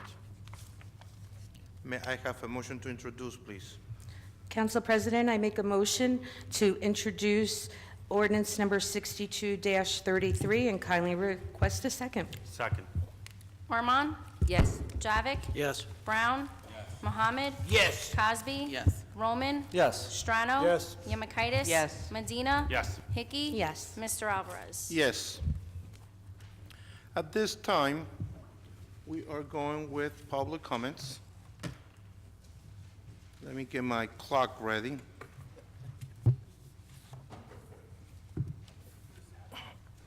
Can I have, please, Rick Robinson?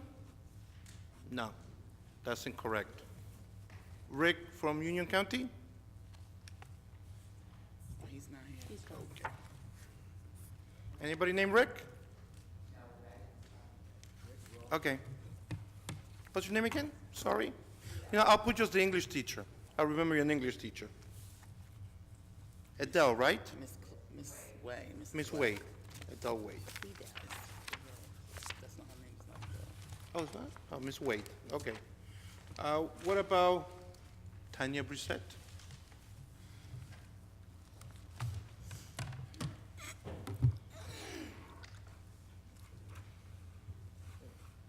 You wearing your hat here? Oh. No, I'm fine. How you doing? I'm good. How Haven't are seen you in a while. It's been a while. Sixth Ward, Got a what lot up? going on in this town, so I have to spread myself all over the place. So I do apologize for missing the past few meetings. A lot going on with the Board of Education and the PTA. So Tanya Grissett, 6th Ward, 422 Southwood Avenue. Been making notes over the past few days. Let's see, my last meeting, I was here a couple months ago. I did mention an introduction, I guess, to have possible one-ways put in around Seoul Middle School. I was told no, that it wouldn't, the idea wouldn't be put forth because of residents. Was there ever a poll done in that ward with the residents that they would not like this done for the safety of our children and parents driving their kids to school and from school? We will answer, you finish talking, we will answer at the end. Okay. The council people will have 1 minute. Okay. 6th Ward, I know 1 and 9 is a county road, but and I know there's going to be work being done because of the Walmart complex coming in, but the striping lanes on the highway are not there. So for me, you know, just driving to and from work, to me it's hazardous every day. So I don't know if that's something that would be done once that complex is completed. So I was just putting that out there because, you know, it goes from 3 lanes to, at times, 5. And where was that, so I can mark it down? Pretty much between where the Swan Motel is. I'm Okay. not sure what side street Like that is. Clinton and Woodlawn. Yeah, and then all the way down, heading into Rawway. There's already an inquiry regarding that Okay. maintenance, including speed limit signs Excuse that are me, missing no as well. answers. No answers. This is, I got criticized this last time, and there's no need. Everybody gets here, well, I'm sorry, Ralph. I didn't want to scream at you. Everybody here gets 1 minute just to answer what the people are coming in and asking, okay? And if we need more, like, to answer something like that, I'm sorry, but I got criticized last time because I let it go too much. Enough is enough. I'm sorry. That's okay, thank you. Okay. As long as you weren't yelling at me. No, I wasn't. Okay. And then just a couple of my other things. I know Councilman Roman said earlier, I was at the play Beauty and the Beast earlier this evening at Seoul Middle School. Tomorrow is the next and final performance. So $5 tickets if anybody, date night, it's a cheap night to come on out. Mayoral election this year.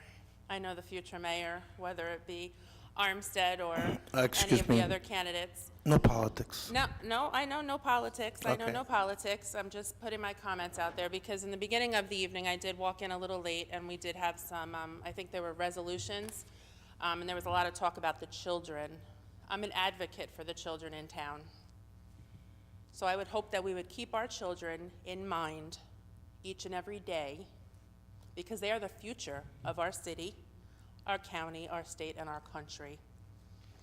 And on social media, the prosecutor's office is actually having a bullying and social media tomorrow evening. Not that I don't want you guys to come out to Seoul for Beauty and the Beast, but we can, spread ourselves out a little bit. It's free, and it's over at the Old Sunnyside Library on Orchard. If anybody needs better practices in social media. There's been a lot of tit for tat, and I'm a store manager, so I'm a leader. I don't like everyone I work with. I don't agree with everyone I work with. But just you guys who represent this city, from the mayor to all of the council, that you guys would keep our kids in mind as you're making decisions and as you're speaking to each other. Because from middle school and up, I'm sure many of our children are on social media. And there's a lot of stuff that they don't need to see or hear, okay? So I'm just asking as a resident, and I'm sure I'm not the only one that feels this way or would speak about this. That's just one thing that I would keep, okay? Because I have one child that I gave birth to, but in this city, I have hundreds, if not thousands, for all the stuff that I've done, volunteer, since I've been here, and I'm born and raised. And I do think it's a great city, and I never left, and I don't plan on leaving unless I have to. And then just to Ms. Ormond, I know you spoke, and I have had the pleasure of seeing your children at a few different events in the city. I have a best friend who has 2 autistic children herself. So I commend you, because I know she has her hands full. So I just wanted to say thank you. Thank you. Thank you, Tanya. Council President. Tanya, as for the, At the end, everybody gets 1 minute. No, those are the rules. Those are always the rules. Mr. Mack.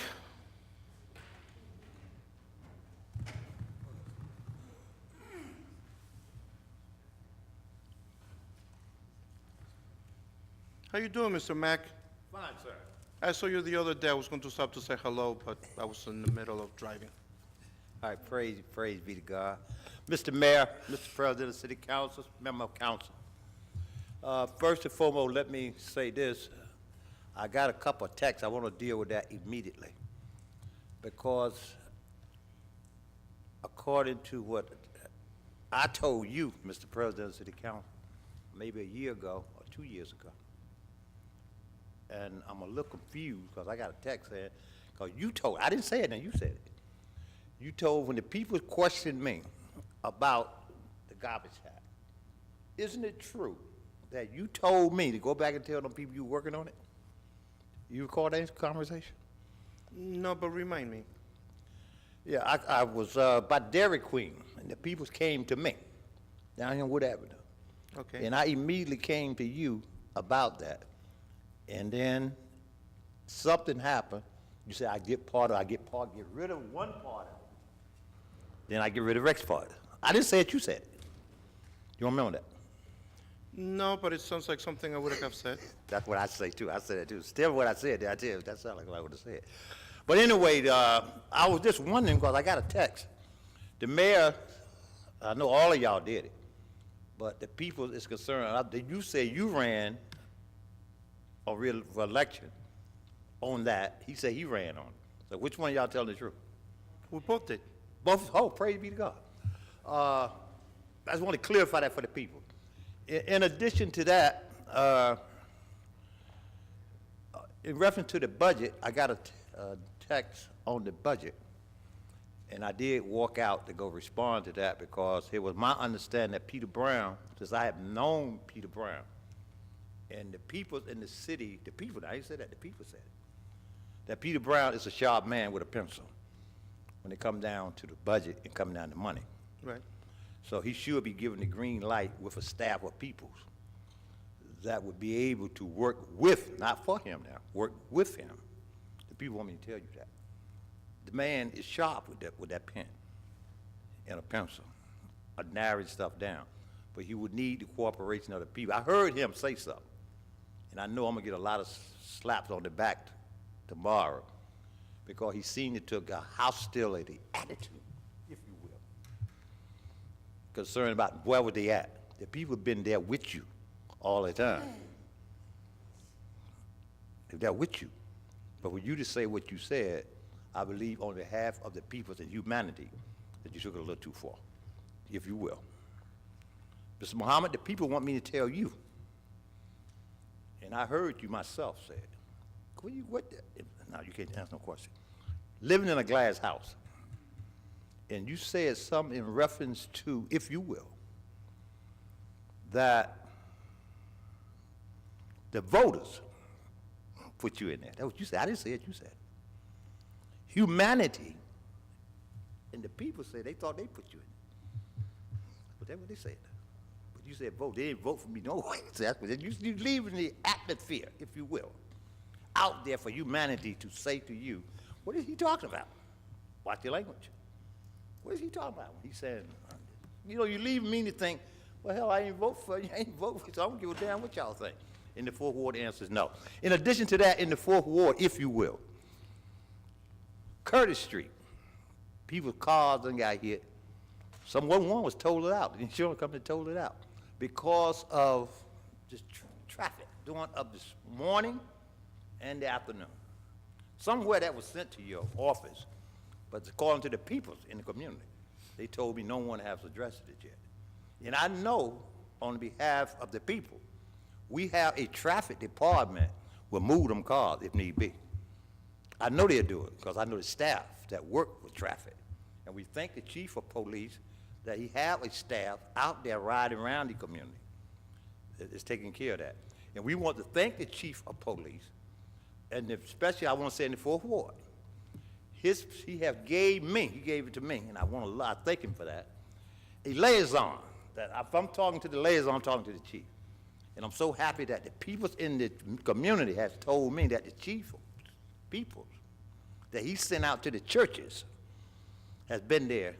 They have discussed it, what their concerns was. Mr. Muhammad, the answer is no. And I want you to know that people's like you, and they love you. Thank you, Mr. Mack. The people just told me that your 5 minutes are up. What did you 5:06. 5:06, sir. We're gonna have to change that.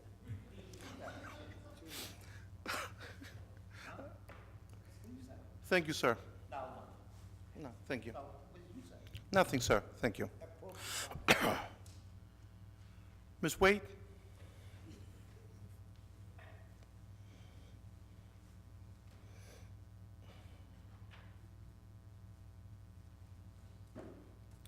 To the mayor, council, people, city of Linden. First of all, I like to say, there's a Bible verse that goes, for I know the plans that I have for you, says the Lord, plans to prosper and not harm you, and also plans to give you hope in a future. Mayor, I am extremely proud of you tonight for you being the mayor of the year. Kudos to you, that is huge. And as the first African-American mayor, I was very excited of your candidacy, and I've seen how you pulled this town together, and you've done an excellent job. For those that sit here and are skeptical about the redevelopment, I am shocked because I am happy to see places that were vacant for years and years. I've been in this town for over 40 years. Places that have been vacant that are now being built up. wake up, open your eyes. This is a new day. I'd like to also say that, again, congratulations to you, your family. You deserve all the accolades that were bestowed upon you. I also like to say that while I was here, I was listening to a lot of different comments people were saying, again, about the budget. I thought that was a great presentation. Yes, Mrs. Ormond, I like the idea of even having $12.77. I believe that was the amount of $12.74. It is good to be in the positive and not in the negative. Mr. Brown, thank you for your diligence in knowing how to pull things together. And I think I totally agree with you that if you have years to be involved in anything, get involved, because then your comments are valid at the end. If you're there doing the work, I don't care who it is, your comments are valid at the end because you were there, you had an opportunity to put your input in. But now the train is off the track. We're moving forward, and I thank Linden for that. And my final comment is just, let's stay united. I think the city is moving forward. We have a lot of good things that are going on in this town. I like the idea of the recognition of the children. That is very important. They do watch, they do hear. But reality is they need to also understand that in life, you know, we can agree and we can be, you know, there's different ways that we can agree, but sometimes emotions do bring us to a point because we feel very emotional about things, and that's the reality, and kids know that because they squabble themselves. So it's a lesson. But if we can keep it, you know, conciliatory, where we can, at least at the end of the day, realize that we're one and we're trying to move this town forward. Thank you very much. Mayor, again, very proud of you and your family. Thank you, Ms. Wade. At this time, I need a motion to close the public part of the meeting. Council President, I'd like to make a motion to close the public portion of the meeting and ask for a second, please. Second. Mrs. Ormond? Yes. Javik? Yes. Brown? Yes. Mohammed? Absolutely. Crosby? Yes. Roman? Yes. Strano? Yes. Yamakaitis? Yes. Medina? Yes. Hickey? Yes. Mr. Alvarez? Yes. At this time, I'm going to ask who is interested in talking. Once I write your name down, I will not be taking anybody who comes in the last minute. So if you want to say in 1 minute only, this minute was made to answer the people that have come here at the end. When you have your time to speak, that's where you should say everything you have to say. So please, I'm asking you right now to answer the questions that were asked today. So, 1 minute, who's interested? Lisa, Barry? Barry, you said no? Peter? Yes. Alfred? Yeah. Crosby? Over here? John? Ralph, you wanted to say something? George? Barry? Michelle? Gretchen? Mayor, want to say anything? No? Okay, I have 9 people and me. This is to answer what was asked. So please, and 1 minute is 1 minute. Councilwoman Orman, you're Yes, on. I'm only going to take a couple of seconds, but I want to thank you for your comment. You don't know how many nights I woke up at 5 o'clock in the morning, turned on my daughter's cell phone, went through Facebook, and deleted people because she sees everything that comes on to my Facebook page because we're friends, and I have blocked and deleted in the name of protecting her innocence. So thank you for your comment. Thank you, Councilwoman. I like this. Councilman Brown? 2 things I want to answer real quick. One, in regards to the parking situation on Soul Street, around Soul. Safety is always a concern. Even when Greg Martucci was over there, I've talked to them, and we put four-way stops around the school, painted cross guard, painted the streets, things of this nature. However, I don't want people thinking that it's not important in Seoul Middle School. What we do have, and I met with the police chief, and we've been through 3 in the last 2 years, is hotspot areas in our ward. One of them being the PAL in Dobson Park, where today, literally, I got a text message that there was another accident. That's why I went over to the police chief to tell him about it, where after 6 years, I'm still waiting for a traffic study to be done in that area where I have a park and another facility. And I have other areas as well that need to be addressed. So that is something. Nevertheless, the compromise has been trying to get a crossing guard there. The other issue, as far as Facebook, totally agree, and I'll just be real short, is that you do have people who are out there, besides council members, making comments. My family and my kids have been targeted of it. Pictures been taken, as well as other council members, whether the mayor or other council people. So it's not just council people up here, but it's people in general. Kids are off limits. Thank you. Councilman Mohammed. With respect to Mr. Henry Mack, I'm going to respond in a sober, sane, hopefully sagacious manner. Mr. Mack, I've known you since I moved to the city of Linden. I think you should know by now I'm a very serious person. I'm not here for any clown shows or any theater.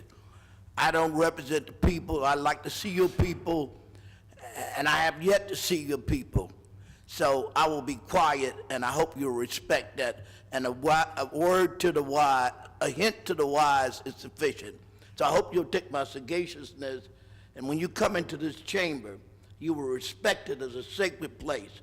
I know you've been taught better than that. Thank you, Councilman. Councilwoman Cosby.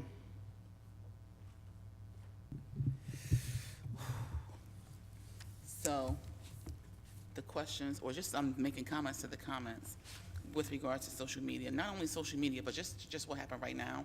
The shots that were fired to a member of the public were, in my opinion, harsh and kind of rude. You do represent the people, Councilman, actually. And just because you don't see his people exist. Let me tell you, he knows a lot of stuff that happens in the city. And they call us, they call Mr. Mack because he has his ear to the ground. You might not appreciate his presentation, but he does represent a great many people in this city, and I appreciate you for that. Because he's come here and told me what the people say about me, and I had to go back and rethink some of my behaviors, and we're moving our ward forward. So just social media is a thing. I mean, I've been attacked. We've all had attacks on social media. It is what it is, but I've said many times, if we all here can get from behind the keyboards and have a conversation with one another, we might have a better opportunity in leading one another. And to disagree is one thing, but we need to disagree without hostility. So a lot of times, and just because someone says it with authority does not mean it's true. Thank you, Councilwoman.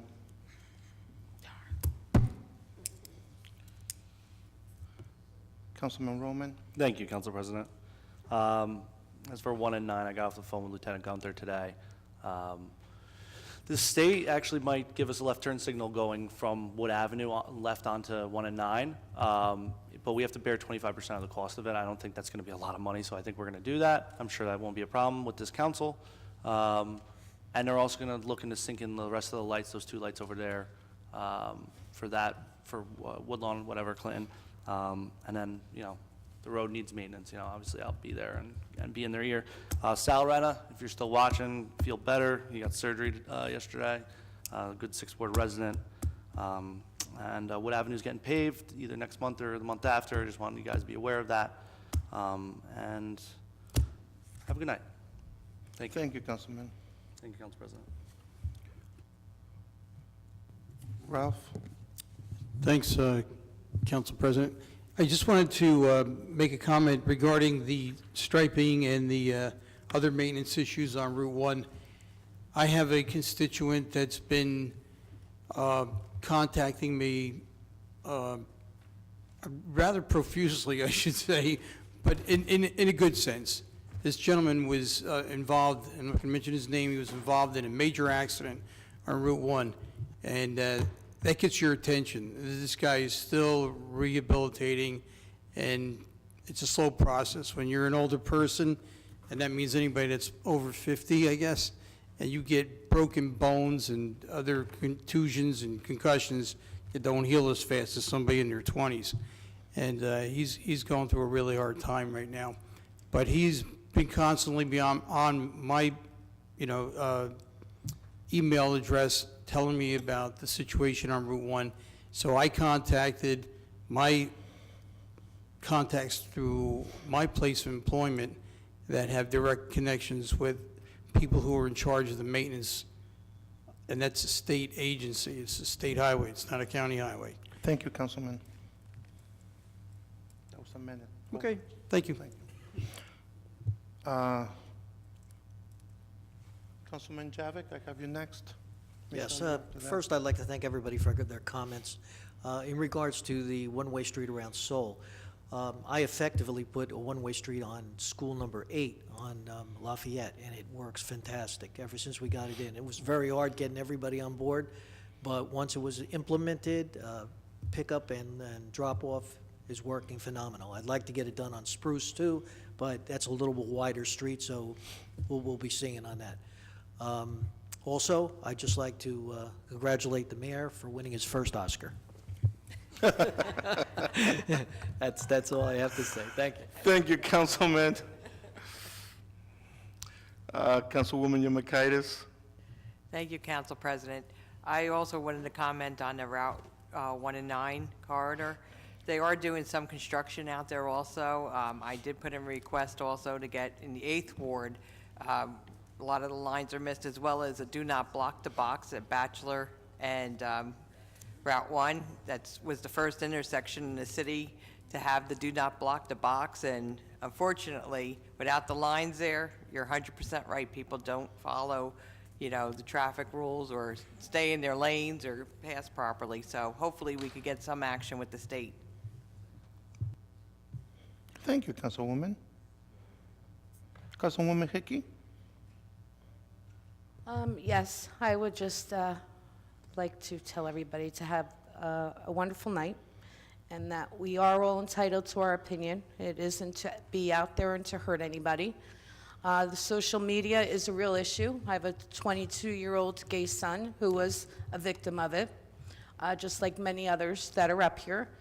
And just because I don't always agree with everybody, I do believe it is my job to tell the public who have voted me in of how I feel on issues.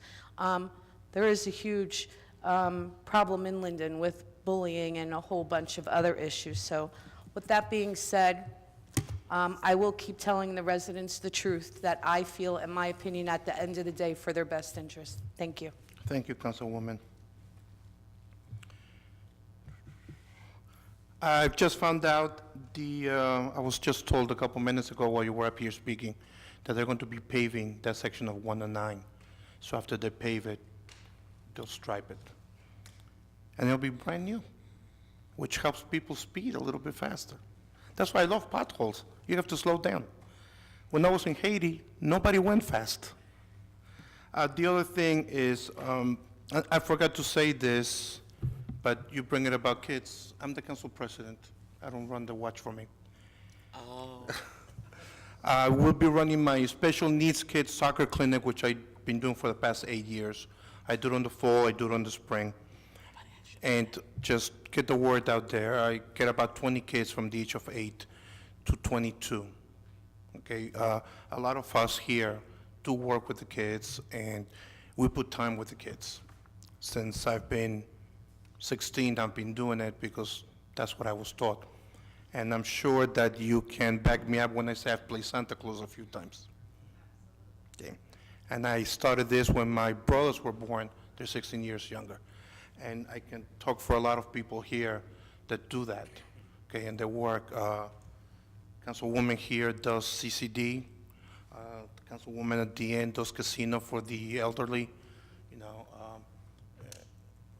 Ms. Orman, it's always been an advocate when we were in the Board of Ed for special needs. So we do. We fight, okay, for a lot of reasons, and a lot of it has to do with ego, but if you grab everybody here individually, we're good people. And we try to work things together. Sometimes you just have too many cooks. you know. Okay, having said that, council conference meeting, a Scout in Government, Tuesday, April 24th, 2018, at 6:30 p.m. Council meeting, Scout in Government, Tuesday, April 24th, 2018, at 7 p.m. Council conference meeting, Monday, May 14, 2018, at 6 p.m. in the council conference room, City Hall, 301 Northwood Avenue. Council conference meeting prior to the council meeting, Tuesday, May 15, 2018, at 6 p.m. in the council conference room, City Hall, 301 Northwood Avenue. Council meeting, Tuesday, May 15, 2018, at 7 p.m. in the council chambers, City Hall, 301 Northwood Avenue. At this time, before I ask for a motion to adjourn, I want to say hello to Father Ed, because I know he's watching. So I need a motion to adjourn. Make a motion to adjourn the meeting. Second. Yes. Mrs. Ormond? Yes. Javik? Yes. Brown? Yes. Mohammed? Yes. Crosby? Yes. Roman? Yes. Strano? Yes. Yamakaitis? Yes. Medina? Yes. Hickey? Mr. Yes. Alvarez? Yes.